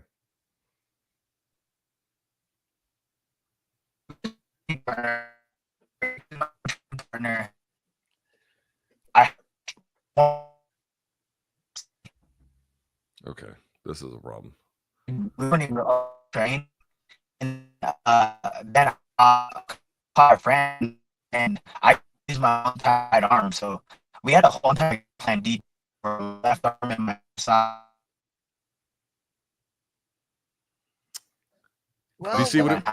I think we lost Royval there. Yeah, Luke, we got to see if we can get something better here. Why don't you pull him out the $3 here for just a second? We got to tighten this up because this is a little strange. See if he can move a little bit further away or change the signal a little bit because we still have more questions to ask, but it's a little bit hard to follow. I will say, Luke, to hear the enthusiasm, the confidence, and the whole celebration that this will be a fun conflict of striking styles at a high pace. This Royval Cop fight has me rock solid trending Mailbag, right? I mean, are we wrong here, or am I just an emotionally passionate man? I mean, I definitely think the frozen steak is a little bit strong. Okay. But I will say that I'm excited. I think he is. It's a tough matchup, obviously, because Cop's really, really skilled, but so is he. He's got a ton of experience now at this point against like really, really good guys. He's training with Colorado is like, it's always been a bit of a hotbed for MMA because it's not true that it's brand new, but like the fact that it endures in the way that it does is remarkable. And you heard what he's saying. He's training with this guy, Corey Sandhagen, and Trevor Whitman, and blah, blah, blah. Dude, there's a lot going on down there, man. It's a fun His connection's a lot better now. I'm going to bring him back. All right, great. Let's try it one more time. I'll pick it up from here, BC. Yep. All right, let's see what we got here. Hey, there we go. A little bit better. Sorry about that. No, that's my fault. I drove up the block. Maybe there's better reception in this neighborhood. It is better, yes. One thing that I will say about the Cape fight too is just going back to that and not the training is I'm excited to operate at a faster pace than I've ever operated at and going against someone that works at a faster pace. And I think that you could see this fight and I was thinking of like other flyweight fights that like go really fast and like as far as like hand speed goes, how they move their feet and all that stuff. And I was like, I think this is gonna be one of the faster flyweight fights as far as speed goes, angles go, and all that other stuff. All the way up until like Dotson and Mighty Mouse and stuff. And it's like I'm so excited to operate on that frequency. He takes a lot of cool angles too. I'm a huge Lomo fan, and just stealing shit from like boxing and stuff. So it's like seeing how Teofimo dealt with like a lot of angles against Lomo, just like the shoulder bump. So it's been cool, like just checking people and just doing like weird shit, and I don't know, man. I've never been so excited for preparation because Manel Cape is just a great fighter, and he really is. He's just really like terrific. He does a lot of cool stuff, and it's like I love the idea of just the matchmaking of that.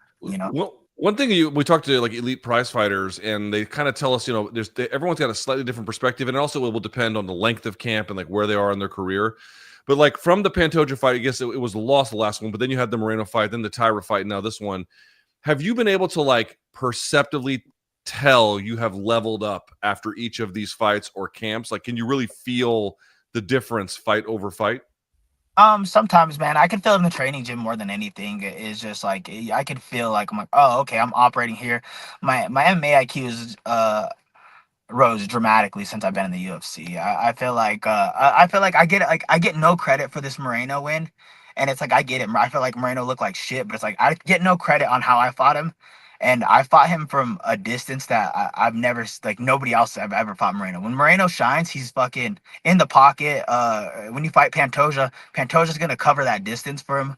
When you fight Figueiredo covered that distance for him. And it's like, I made Moreno cover that distance. So he looked super sloppy trying to cover the void and come into me. So it's like, I feel like that's something that like we recognize. And that was like another thing that I'll give credit to my coach is just like, he's like, Moreno doesn't cover distance really well. So it's like, you pull him out, he's going to throw some sloppy shit and then you're going to be able to pop him right afterwards. And it's like, I tore my MCL that first round of that fight, but it's like, still like what we're able to kind of like make Moreno look like, I feel like I don't get any credit on just because they're like, Moreno looked like shit. But it's like, I also just fought him from 2 feet longer than anybody's ever fought Moreno. So it's like, of course he don't look like shit. He's a great boxer. I'm not fighting him in boxing range. I'm fighting him in kickboxing MMA range, and I'm fading him out from there. So everything he's going to do, he's going to have to cover 2 feet longer than he has to. And then he's going to have to fight me from there, So I feel like that wasn't like the old me. The old me I would have just rushed in and did it, And I still believe I could beat anybody with that kind of style too. But it's just like, I feel like I've just leveled up in MMA IQ for sure. Luke, I'm allowed to have a phoner for this fight. This is going to be a fast-paced thriller. Brandon, I don't know if you fully answered something I asked earlier because of our connection issues. Is this a guaranteed number one contender fight? I mean, if you go in there and stop Cop's momentum, and even if Pantoja is still the guy standing, are you going to get that third fight no matter what? And if not, we may have to create our own raw dog Antifa and cause some chaos down the streets protesting. Yeah. I don't know, bro. And if they don't give me, if I beat Cape and they don't give me it, then it's like, what do I do next? You know, because like I fought pretty much 1 through 7, and it's like, you know, my only loss is to Pantoja. So then it's like, do I go up a weight class and just make things exciting for me there? And there's more money in that weight class, so it's like what do I do in that case too? So I'm pretty confused. I was definitely trying to like ruffle feathers at the 35 division and trying to get like Cejudo to come down and you know trying to make matchups more interesting from there. But it's like, as far as like if I go and beat Cape and they don't give me a title shot, I don't know what I do next, and I really don't. I'm like, do I just move on with my life and just say fuck it? I was a good #1 contender, you know. I don't know, bro. I really don't know. It's a weird situation, but nobody guaranteed me that I get a title shot. But I guarantee if Cape goes out there and beats me, he gets a title shot. And I guarantee if Tyra went out there and beat me, he got a title shot. And I know if Moreno went out there and beat me, he got a title shot. So it's just, I'm sitting in the position of just like not being as popular as some of these fighters, and they don't want to see me. They don't want to see me winning, bro. No, I'm just playing. That's why I get like super cynical though. Is like I've been super cynical because I'm like, I just feel like, you know, like me and Moreno were sitting in the same situation, but if Moreno would have beat me in Mexico City, he would have got the title shot. And it's like, that was guaranteed. There's a reason Pantoja got flown there, sat in front row, all that stuff. And it's like, they would have pulled him into the cage if Moreno won, but that just wasn't the case. So it's like, I feel like my job is to fuck up the flyweight division, make everybody's life hard around me, and I've been doing a great job at that. So it's like, what's one more person? And it's like, Manel Cape, I think's great, but it's like his best win isn't even compared to anybody that I fought in any of my wins. So it's like, you look good against Bruno. What his name? Whatever. Yeah, but it's like he almost got knocked out by Cody Durden. Like, I'm not impressed by that shit. Like Cody Durden, like. Respect to him, but it's like that guy's not a striker. You know what I'm saying? Like, so it's like we can do whatever, but it's like I'm also not 5'4" and over here getting fucking losing striking matches against Cody Durden. Like, well, because of your height, and I don't want this to happen, but if you had to, would you make a run at 35? Yeah, I know I could compete with the top 15, top 10. You know, I don't know if I'll ever be a champion at 35, but I'll definitely go over there and get paid more money and drop down to 25. All right. Let me ask you at 32, being that you've fought for the title before, that you're one of the most, toughest outs in this division. Is the competitor in you starting to see the end down the road and say, I got to get this belt before then? I got to, prove something to yourself to know that you were of this ilk?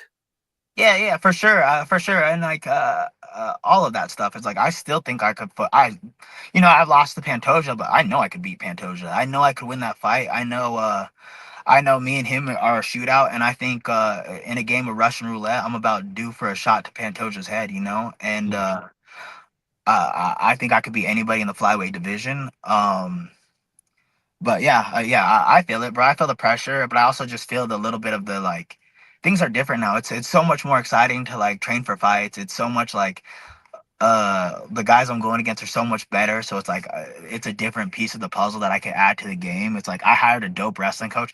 I have Joe Warren as my main wrestling coach, and Lisa Warren.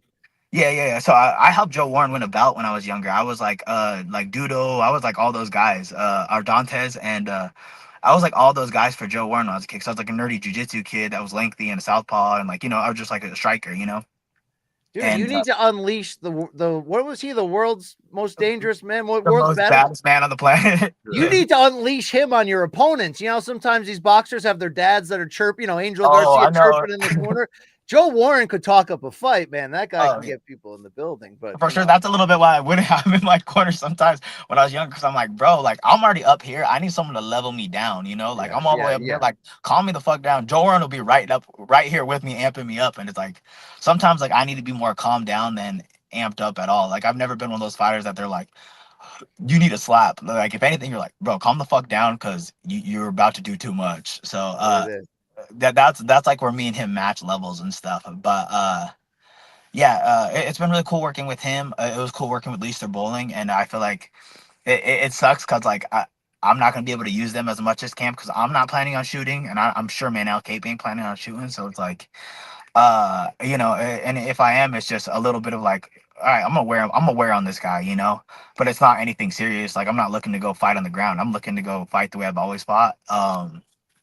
And just, you know, maybe I'll do some like, all right, let's go slow him down takedowns. But like other than that, it's like I don't really care to be a test man on his ground game. I want to fucking strike with him. I want to test him where he's the best at. I want to see what he's good at, and it's like I want him, you know, I want him where he's best at, you know. Well, I think you should feel your anger, Anakin, because this, you know, they're trying to hold down the man from getting that belt. So, you know, keep that chip on your shoulder. And if you haven't thought about a walkout song yet for Manel Kopp, how about you know, Body Count and Ice-T's classic Cop Killer would be, you know, fantastic. Bro, you know what's crazy is like this is how much I've thought about the Manel Cade fight. Is not only have I have a whole different set of like what I'm gonna walk out to, but like I had not only to have a game plan, but I already knew like what I wanted to walk out to if I'm fighting Manel Cade. And it's like I don't know if I'm gonna do it because I shimmy y'all like, you know, I might mix it up. Oh like, shit! Mine is walk 'em down by NLE Chopper. I'm just like I love the idea of just walking somebody down, you know. And Right. I feel like a guy like Manel Cape is like walking him down would be fucking how I want to fight somebody. You know? Let me ask you this. I realize the name is Raw Dog, but how do you not have a condom sponsorship? And what I mean by that is, bro, I've been saying the same shit. I direct message Trojan. I'm like, bro, we should be working on some shit. It's like, dude, it's like Raw Dog approved condoms. Who would want anything more fucking awesome than that? That's the holy grail of condom use. That's what I've literally been saying this shit for years. Bro, Plan B, bro, I've been trying to hit up Plan B. I'm like, bro, Plan B, that's my Plan A when you're Raw Dog. You know what I'm saying, bro? I have all the commercials ready. Like, wow, bro, this is great. I can't believe it. I don't got nothing, no contraceptive. Like, even hit me with like a Bluetooth sponsor or something. Like, what the fuck? We could be making magic happen, you know? Instead, I'm over here dropping bars on Morning Kombat show instead of fucking on a commercial. We can't get you paid, but we appreciate the bars. I can tell you that. We can't get you laid either, but just in case you're wondering. Saturday, March 1st, it goes down. Hopefully, we'll find out who is going to be contending next for that 125 title when this man, Brandon Royval, takes on Manel Kopp. Until then, Raw Dog, thanks for joining us. Stay healthy. Stay healthy. Stay mad. And, stay Raw Dog, man. Stay Raw Dog. Yeah. And you know what, bro? Thank you for being MK Solid. You know, yeah, for sure. It was dope because I messaged as soon as I seen you guys post that last the last show. I was like, I'm gonna DM him right now. So thank you guys for having me. Well, you have a seat here whenever you want it. Whenever you want man, it. I appreciate y'all. Have a good day. Dog. Thank you. Fucking awesome. He's great, Love that dude. guy. Hey, I don't know what kind of position he's going to be in because even beating Kopp, I don't, you know, because if he's had the title shots and everything, it is hard to say. But it would be cool if he went in there, gave him the business, and left the UFC with no other choice, you know? I mean, sometimes we say, like, when a guy's in his spot, should they be a little more reckless and go for the finish more to get over the top? Can he weaponize his cardio even more? It seems to be he's looking to do the latter and just set an insane pace and try to, you know, use the game plan to outstrike Kopp. I think you heard him talking about with Joe Warren, and I think he's got the right idea. I mean, these athletes know themselves. Less is probably going to be more for him, right? Because he's already at 11. Dialing it back to like a 9, it's still going to be potent, and now he can think and do things in a more structured way. He's going to get a lot. Oh, we got breaking news. Michael Benson just tweeted that Tyson Fury announced he will switch to UFC and will not box in the near future as he wants to rematch Francis Ngannou in the cage and also wants to fight John Jones as well. I thought Michael Benson sold his account to Ring the Ring. Did you get hiked? Did you stop the show for fake news? Manich just sent it to me. Is this Benson's new account? I don't know. Put it in the chat. Put it in the chat. All right, I got you. Let's see. Let me take myself. Because I might tell Manich, that's fake news. You know, I highly doubt that. Okay, because you know the Anthony Joshua. Now, what I will say is Fury does say things. You know what I mean? Like he does say things. All right, let's see here. I think he's been had worse than me on Joe Rogan versus Stephen A. Smith, Luke. I believe this is fake. I'm not sure. I don't think Benson resurfaced since selling that account, right? It's got 2 N's on the Benson. Yeah, it's a parody account. It's Long Island Luke. Thank Manich for that one. I just saw it. I was like, oh shit, Benson tweeted it. It's legit. Here's some other ones from that same account. Ariel Helwani and Dana White ran into each other at a restaurant in New York City last week. It's totally legit. The two exchanged in a shouting match and both left the venue at Mike Coppinger. Yeah, guys, we have a fake news problem on this show. We got had. The two of you need a little bit more of a fake news filter in your lives. Yeah, we need more filters for sure. But thank you for Royval for joining, Luke. That's going to be a fun fight. I like when guys are in this, like, I've been to the top before. People don't really want me back, but you can tell he's got some fire behind him and is trying to, refine his game and get the very best version out of him. Will it be enough, Luke? He's got, you got to get through Cop to find out. But if he gets through Cop and then doesn't get the next shot, that's rough. That is rough. That is going to be rough. I'm not sure what he's supposed to do at that point, Yeah, I guess fight Cejudo or something. I don't know. Fight somebody. Fight Figueiredo at 135. What do you think about that, Luke? Yeah. All right. For the BMF title. For the biggest bitch title. Let's go. Yeah. No. Luke, are you all right? Or are you still with us? I'm with you. All right. I'm just not laughing at your terrible jokes. Thank you for that. I can throw to a couple more of these mailbaggers, or are we hitting the live chat Q&A? Where are we now? Are we doing live chat today?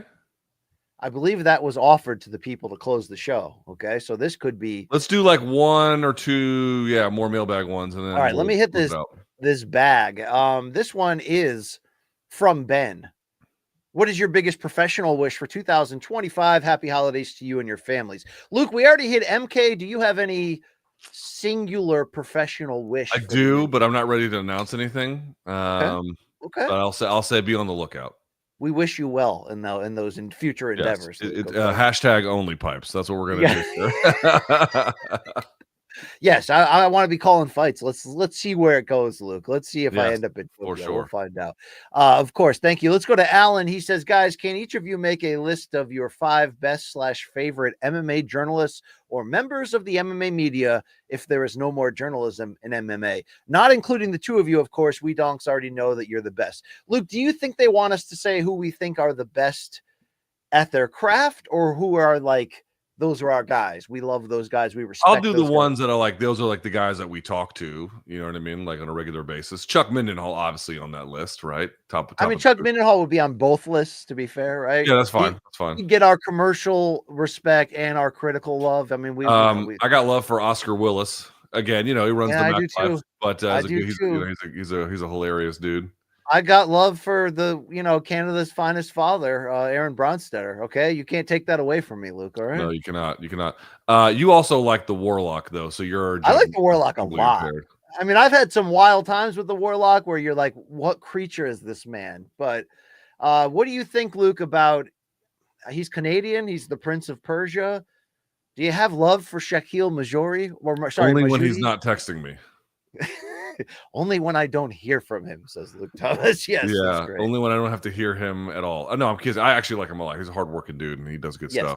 Indeed. Who's first team all Luke here? Mike Bone. Mike Bone. I like Mike Bone. He's recently engaged, by the way. Recently. I know. I wish him congratulations. How about Dennis from Submission Radio? Love Dennis from Submission Radio. Oh, yeah. Dennis from Submission Radio is a soul of the earth. Love that guy. But, dude, how could you forget Liverpool's own Mike Owens Media? I mean, Mike Owens Media is great. That kid's fantastic. Mike Peck and Jed Michoud. Those are like brothers to me, those guys. And one of them's weirder than the other, to be fair. Yeah. I mean, Jed is, he's I mean, no doubt in my mind. You know who I like a lot, Luke, and him and his wife are obviously legends of this game for their work, but as people too. Casey Leydon. Yeah, of course. Oh yeah. Him and Esther Lynn. Yeah, of course, they're great. Anyone on the boxing side? I like Dan Canobio a lot. I'm a big Dan Canobio fan, of course. Chris Algieri as well. Yep, we've Sean Porter. You already know. I love that man. Who's more media these days, obviously than ex-fighter. You like Mike Coppinger. Cop in one-on-one, Cop's hilarious. It's in large groups that Cop becomes Cop. Shut the fuck up, you little prick. Shut the fuck up. I love my guy Evan Korn at Top Rank, the PR guy, great guy in this industry, Luke. Okay, you know what? The boxing PR people I have found are largely pretty helpful. Bernie Barmazel, PR maven of the stars. I love that man. All right, he's super helpful. Look at us just loving. We're just loving people, Luke. Yeah, I mean, I'm leaving a bunch of people on the cutting room floor that I actually also really like. like. Alan Dawson. I love that guy too. Alan Dawson's great. I just who else I'm trying to think of? Alan Dawson's pretty great. I like Ben Folks. Yeah. There's a bunch of, and Sean Elshadi. There's a bunch of these people. You could have gone as far as saying you like big butts, and you cannot lie. Also, that's absolutely a true statement. I like them hogs. You other brothers can't deny, indeed. Let's also hear from Andre, who says, BC, if you could wrap up anything for Luke, what would it be? And Luke, the same question, other than my skits and bits, what would you wrap? I mean, what are they asking? A gift, or is this some weird condom reference, Luke? What do you think? I don't know if it's a condom reference. I'm not giving you any. Luke, I would buy for you a lot of Delta 8s, like a whole closet full of them, where you just open up and they spill out on top of you. You know what I mean? That would be nice. Actually, one of those blowtorch gimmicks that we see. I could see you for if you have a weekend coming up where you have nothing going on, you just turn the weed blowtorch on yourself and put your face in the flames and just turn off for 48 hours. I saw this thing on social media. I forget where it was, Twitter or IG. I don't remember, but it was two people getting into this. So they were in a pool, and then they were in this pod in the pool, and then they put a lid on it, and then they just smoked them into the pod. And the caption was, "Would you try this?" And I'm like, "Would I try this? I am specifically requesting when it's time to be euthanized this way. Would I try it? Take me to Valhalla on the wings of this chariot, please." I mean, are we going to get to the point soon where it's colonoscopy time and we don't have to inhale the gas? We can just get a different form of the gas, Luke? What the fuck does that even mean? I'm talking about the full face mask, the full vacuum hookup. That's the gas I want. Okay. I will say though that sleep I had from the colonoscopy was it's the best 30 minutes of your life. And the thing is, that's an invasive surgery or procedure. Yeah, you don't feel a thing. But man, are you out there listening? If they go the other way, Luke, the old-fashioned way, you feel it for 3 days for the prostate. No, the colonoscopy under the anesthesia they give you, or whatever it is, was incredible. And you lose your dignity during the prostate check, and it hurts really bad, and you feel it for a couple days. It's just we got to change the way we're living. Can you imagine going to med school and being like, you know what I'm going to do? I'm going to look at people's buttholes. I'm going to just shove things in their buttholes all day long. That's what I'm going to do. It's like I think I'm going to go to school for radiology. I think that's what I'm going to do. I'm going to look at people's X-rays instead. Yeah. Well, I didn't know if you were setting up a long Diddy joke there, but it would have hit just the same. Look, okay.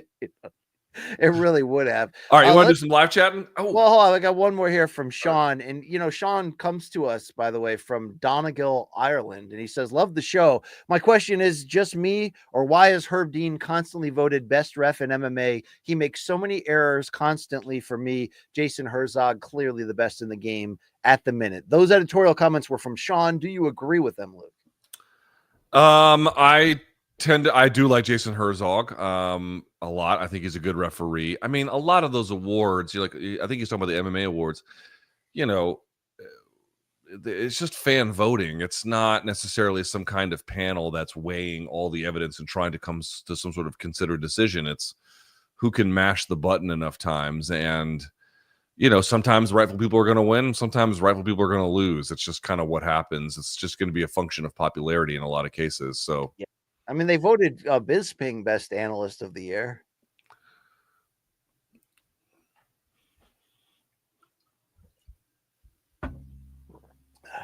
All right, it's time for the live Q&A here. So if you can swim through the misogyny and other bad things going on in the live chat on YouTube right now at Morning Combat, hit us up, Long Island Luke.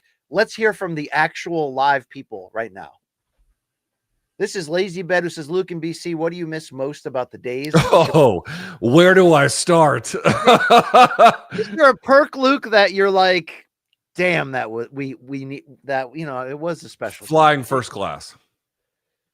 That was which pretty wasn't nice. every time, but it was a lot of the time. Yeah, it wasn't every time, but like when they flew us to Vegas, which is for us like a 5-hour flight, and you fly that first class, it changes everything. I mean, I've only flown economy almost all of my life, except for like the few years where Showtime paid for it otherwise. And again, if you're flying from DC to New York, it doesn't make any fucking difference at all. I really do mean that. You get to board a little earlier, whatever. It's an hour-long flight. Who cares? But when it's 5 hours or something like that, and you get to board early, and you have all this, it's a fucking game changer. Yes, indeed. I miss those days. I miss that there's always a car waiting for you, even when it would be like, oh yeah, I'd be like, well, my hotel is like 6 miles from the airport. I could take an Uber. They're like, no. The car with your name will be waiting for you. Those kind of perks, Luke. Those were nice. Oh, they want us in the studio tomorrow. There's a car with tinted windows waiting outside my house randomly to bring me there. That kind of stuff was nice. But I would say what I miss most outside of the people who the way they treated you was just that ability to be tied into the fight game through Showtime Sports, through what they were doing with Bellator or boxing, where, we got a front row seat / sometimes we're open in the broadcast, Luke. We were on the paper. We had a nice halftime gig that time on the Charlo pay-per-view, but I mean, hosting the weigh-ins and the press conferences for those big pay-per-view fight weeks, having that access to be able to earn those jobs was something I never took for granted. And you can feel it now. You know what I mean? Just that feeling of being part of it, right? Laying down part of the soundtrack for that week. Listen, flying first class is nice, but if they took it away, you would still do the job in an instant, right? Because it's the job that was the linchpin of everything. It was just nice when you're 6'4" and you're pretty tall too, BC, and you just don't fit into some of these things that you just like I said it before, between the car picking you up and if you fly for like to Vegas first class, all that stuff, it was frictionless travel. It just was smooth from beginning to end, I love smooth. Let's hear another one, Long Island Luke, from the people. This one's from Funny.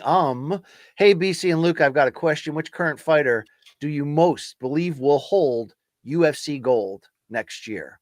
So, Luke, which fighter who is not currently champion is most likely to become champion in 25?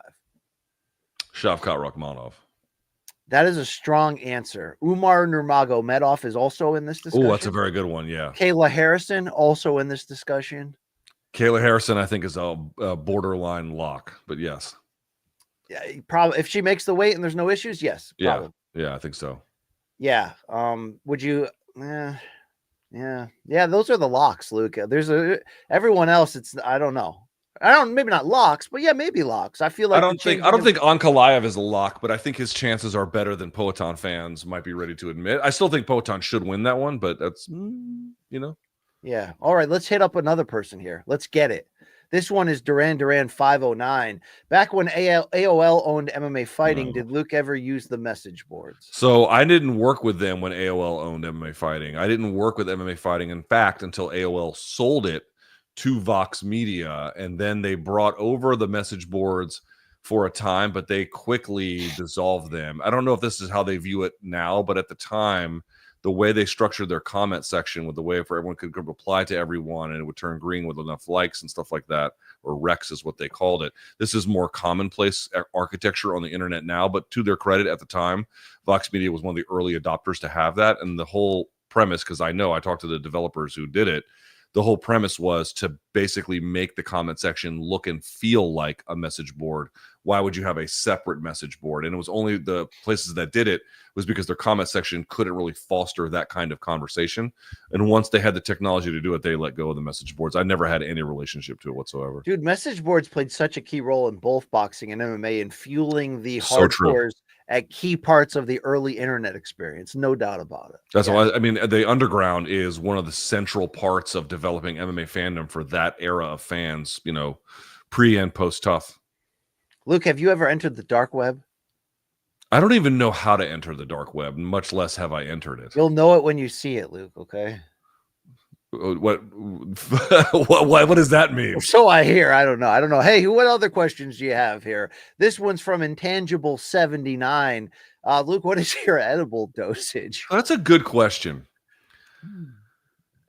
Now, let me ask what that means when you say edible dosage, BC. Yeah. How functional do we have to be?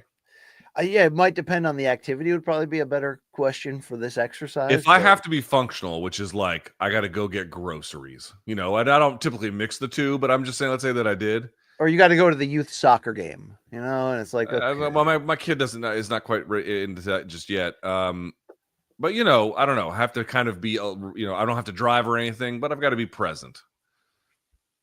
30 milligrams. Wow. Well, you are a large man. I mean, body for days, many days on that week, you know. Yeah. So there you go. if it's I don't care and I can just like watch a movie, I'm gonna hit 50. Wow. All right, Luke. All right. That's you.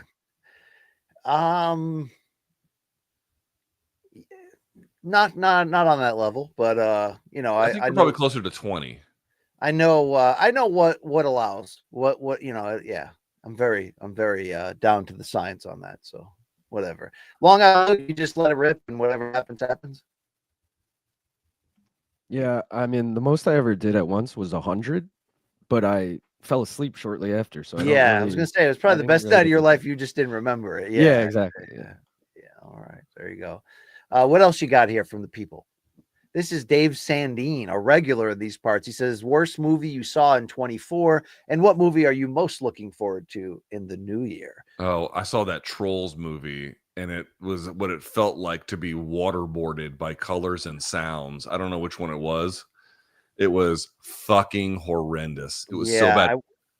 I watched a lot of Hallmark Christmas movies this holiday season. I did it. I did my duty. I did my I saw a bunch of bad kids movies this year. The Garfield movie, terrible. Yes. I'll say this, and I can't believe I am saying this, but it's true. Dude, Moana 2 sucked. Really? Yeah, Moana 1 is so good. It's such a great movie. Moana 2 just felt completely flat to me. I really didn't like it at all. Did you see the Happy Gilmore trailer for part 2 that's coming out? I heard about it. I've not seen it yet. I got really excited because they brought back basically everyone who's alive to Did they shoot it in time for Bob Barker to play a role? I do not know that. I did not see him in it, but it looks like it's going to be right up our alley, Luke, you know, which is perfectly cheesy, like exactly what we're looking for. Give me that comfort food sequel, all right? Yeah, in terms of like 2025, I'm trying to think. Someone asked me this the other day. I was looking at something. I don't remember exactly what choices there were. There was nothing that like was a huge thing that I wanted to see. Yeah. Yeah, I don't know. I mean, there is talk of a third Dune movie. That's 2026, is it not? I think so. I think it's more pushed out. That one I want to see very much. Yeah. Yeah. Keep going on that, please. I only think though that they could probably get one more movie out because I heard from WebScream that the quality of the Dune books goes down a hill. You know what I'm saying? After like the first 3. I didn't know that. And then when the guy died, his son took over and kept the franchise going, but not at the same level. I hear things. I don't know if this is true, Luke. I don't really read. So, you know, that's part of it. That's a challenge for you. Yeah, definitely. A couple more here, Long Island, Luke, as we are trying to please the people here. Gray Matter 88. BC, how many entries did you put in on behalf of Luke? Okay. All right. For the Drive Fast. Next one. Giveaway. No skits. Okay. All right. That's a little much. Dave Sandine says, very important question for BC. Did you grow up watching Bozo the Clown and play your own grand prize game with buckets? No, I did not watch I know who Bozo the Clown is. I did not watch. Did you, Luke? Someone asked me this yesterday, and I don't think I did. Oh, there he is. Look at that puss. Yeah, Reginald's here. He had a great Christmas. Okay, he is a very happy man right now. All right. What did he get for Christmas? Fucking sandbox. He got close contact on the couch at all times. He just slept on top of somebody at all times. I mean, that's all he wants in this world, Luke, is an intimacy. You know, how come the other cats don't ever visit you? They're not I mean, they do, Zoe and Emma, but it's a little more rare because the son comes in more upstairs. My wife's there. You know, he chose me. You have to understand this, Luke. We're life partners. He didn't choose you. You're his bitch. You know, I'm Reggie Jackson's bitch. Yes, that should be a t-shirt. In fact, I hope Average Joe is already. I'm Reggie Jackson's bitch. Yes, definitely. I mean, you know what movie I rewatched the other day? It's from like 2018, I think 2017, maybe. It's on Netflix. It's insanely bloody. The Night Comes for Us. Oh, Have you seen this movie? No, I've heard of it. Yeah. Oh my God. This movie is absolutely fucking bonkers. It's so goddamn good. If you like The Raid, or you like Indonesian or martial arts, that's the joint right there, boy. All right. Look, will you ever visit that area of Southeast Asia? I'd love to. It's not on the itinerary, but I would certainly love to. Yeah. I could see you in like Vietnam or something, taking in the beauty. I would love to just win the lottery and leave life and never be seen from again. Yeah. I mean, can we ever see you in Myanmar or Bangladesh?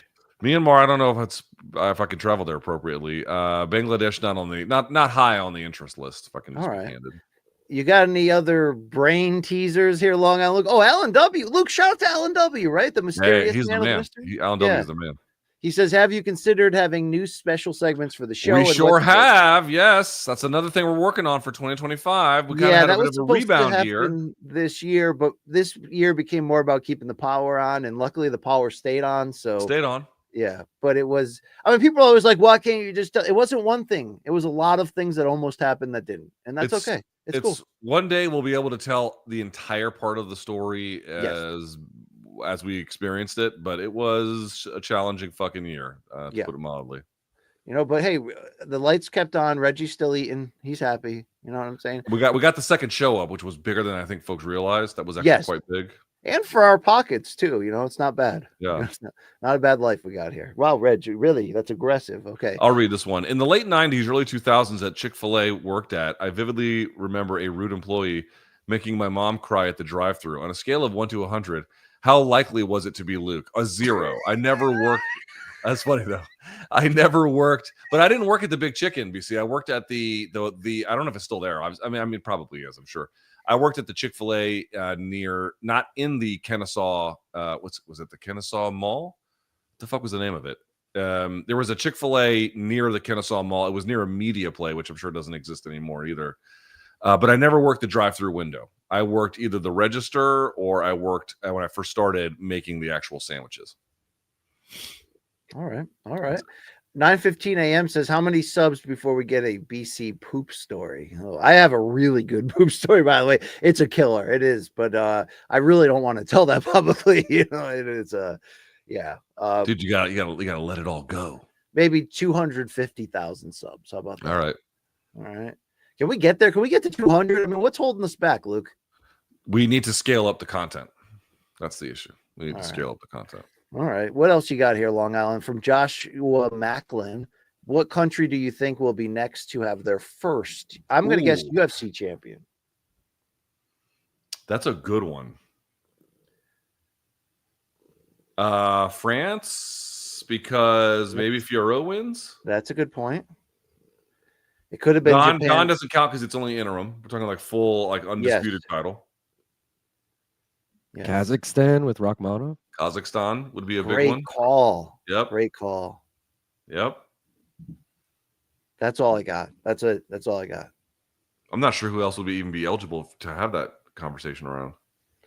I mean, is there anyone from, you know, Sao Tome and Principe or Timor-Leste or, you know, Vanuatu? These are real countries, Luke. I don't think that they have any strong representatives contending for titles. Look at that cat, boy. He's great. He's one of the better thing that's ever happened to me, Luke. I'm going to show up and just euthanize him right in front of you. It's just so aggressive and not necessary. Look at the look he's giving you. He doesn't like that kind of talk. All right. Where did you get him? When or where? Where? There was a shelter, like someone's house that took in animals in Shelton, Connecticut, and we rescued him there. He was around dogs, aggressive dogs as a kitten, so he's used to chaos, Luke, you know. And he brings the chaos in our house. He just brings it. But you know, he's got to turn off, and he comes to me for that. You know, it's time to turn off and rest and, you know, think other diabolical plans for the future. And, you know, I've become, you know, I'm a falconeer, Luke. This is my wild animal, you know, and I just try to keep him happy, you know. It's you're his eunuch. Yes. Or maybe he's mine, Luke, and I just don't know it, you know. You're the one who had the 3 needles to the bag. You're the eunuch, motherfucker. Yeah, I mean, there might be pathetic than a middle-aged man's relationship with his cat, but I think it's beautiful, Luke. A eunuch would say that. Yeah. Let's do a couple more of these. Lazy Bed, who is the front runner? Oh, great question. Let's talk about the 2024 Donk of the Year race, something we have never even thought about. What was that? Well, can you bring that back up? What was the second sentence? And when are we getting a second moderator for MK Chat when Long Island Luke is busy on Mondays? We have a lot of things we have to fix. Luke, we haven't talked about it. So to recap, in 2023 was Average Joe, Donk of the Year. 2022, it was a shared crown between David Appleton and Jay Paquette of Mount Unique, Nova Scotia fame. 2021 was Damien the Donk, who I'm told by another Donk is alive and well, and I couldn't get an answer on incarceration, Luke, but we all have our assumptions. And then don't forget about what Web Scream before that, 2020, our first Donk of the Year. If you notice, inevitably we lose these people along the way a lot of times. Luke, who came to battle this year? I mean, it's been a big Allen W year, to be fair, right? It has. Allen W has been good. I am almost tempted to say that the real Donk of the Year are all the Donks who stuck with us through a rebound year or a survival year, really is probably a better way to put that. This will be a rebound year, this upcoming one, and almost like a collective spirit award to all the folks who have remained part of the nucleus of the fan base. I actually feel like and who have supported our other vehicles, whether it's YouTube channels or the broadcasting work we do. It's a community that's stuck together. And hey, how about Long Island Luke getting added to this community, Luke? Now he may have dropped the ball big time on that fake news earlier, but he dropped. That was a big breaking news. Michael Benson just tweeted it now. I want to nominate Lazy Bed for Donk of the Year, though. The man who asked the question. Wow. That guy, he made that AI rap song with MK and stuff. That was pretty good. That's true. He contributes a lot too. Yeah, there's definitely like a first team all MK of the hardcores of the hardcores, Luke, and I love those people. They will they steal our organ? It's possible, but if we needed $10,000 and no questions answered, they might come through for us. Like, you need to bury a body, call Dave Sandine. That's what that's probably true. Yeah, that's probably true. I would probably agree with that. Yeah. All right. Thank you, Don. Let's do one more good one. Okay, from my dad. Yeah. Favorite job you had as a teenager? Because I had more than just Chick-fil-A. Mine was definitely the movie theater. Happy New Year, y'all. What do you think, BC? I was the janitor at Stop and Shop in my college years, and because I commuted and had a really lonely college existence, but it was a great job. And I had like my own cage in the back, but that was the only spot where the cameras didn't pick up. So I would, collect all the expired food that they would throw away that I still deemed edible. And then all the magazines and books that they had to throw away where they ripped the cover off. So I just stockpiled a reading collection and spent a lot of time back there, a lot, to be fair. And as the janitor, even though, yes, I had to clean up unspeakable things, like just unspeakable things, the payoff of being able to wander and talk to chicks that were working and stuff, Luke, it was the best job I ever had at that time. Chick-fil-A was a good one. They actually treated me well. They paid pretty well. I didn't mind it at all. I did a bunch of odd jobs in the neighborhood when I was 16. I mowed a bunch of lawns in the summers, even though I was partly of that time, I was living with my dad, but there were still stretches where I was able to be home for like 6 weeks, 8 weeks at a time. And I was Did these single moms pay you in sex, Mrs. Robinson style? No, I always had to deal with the dads who were too lazy to mow. So that was kind of the thing. So it was, both of those were pretty, for what it was, they were pretty rewarding, I suppose. The Chick-fil-A one was interesting because you get to see a window into how the business was run. Did you consider seeking out military wives? So in Valdosta, Georgia, there was, I think there even still is, a military installation there, but no, that was never. I wasn't quite. I would just wanted to be like, will you pay me $20 to mow this? And yard? I'm not saying it out of like a benevolent thing of this poor lady whose husband is abroad, like mow her lawn for free. I'm saying you could develop a relationship there. That could be a I just wanted some money. That's all I wanted. Okay. All right. That's all you're gonna get. Okay, that's the end of it. Wow, we just always have to end the show so awkwardly every time. How do I take back the last 2 hours, Luke? Maybe the last 5-6 years, right? Hey, but we're in it, we're still here. That's it. That's all I got for you. Yeah. Long Island Luke, what are we doing on Monday? We're doing 2025 predictions, correct? Yeah, or the awards. I can't remember which one we're doing which, but one is the award show, the other one's predictions. Okay, so we'll figure that out. So stay tuned for Monday live at 11 a.m. We'll be from home. We will not be in studio. When do we have to go back to the studio, BC? The week after? There's a Jan 6 welcoming back for us. Okay. We have to figure this out because Inauguration Day is a Monday. And I have a feeling it's going to be very difficult for me to make it to and from the train station. So I might have to do the show stay overnight at Newark Penn, Luke. You'll never see me alive again. Yeah, no. You'll never see me alive. You'll get absolutely shanked in the fucking escalator. That's gonna happen. Yeah. Right in the a-hole, Luke. Right? All right. Let's call it a day. Hey, follow and subscribe all the socials, including all the YouTube channels, the Brian Campbell Experience, mine as well, just normal old Luke Thomas. And we'll be back Monday. Thanks to everyone who sent in a question. Thanks to everyone who watched today. Brian, any final thoughts before we close the show? Happy holidays, Merry Christmas, Happy New Year. Thank you to all you great donks. I hope you had a great time and are having a great time if you're away from school or work. Savor the flavor of these times. The best of times are right now. They really are. All right.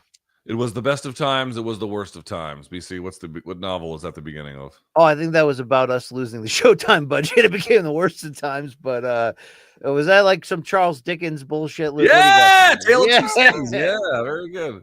I did read half of A Tale of Two Cities and then took the test without reading the second half. You can predict my D grade freshman year, I didn't finish Macbeth and then used the Cliff Notes to finish Macbeth, but I still did well in that class. So I could see you doing well in all classes at that time as a mathlete and debate team captain. I could have done better. I was a little lazy. But you got into a great school. Do you have any regrets? I should have developed better studying habits. I could have done a lot better than I did. Okay.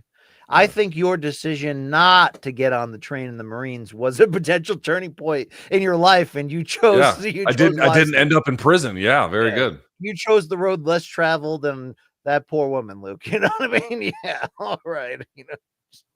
Okay, we're done. All right. For Brian Campbell, Long Island Luke, and everyone here on the staff, I'm LT. That's BC. This has been MK. Till next time, may all of your gains be loyal.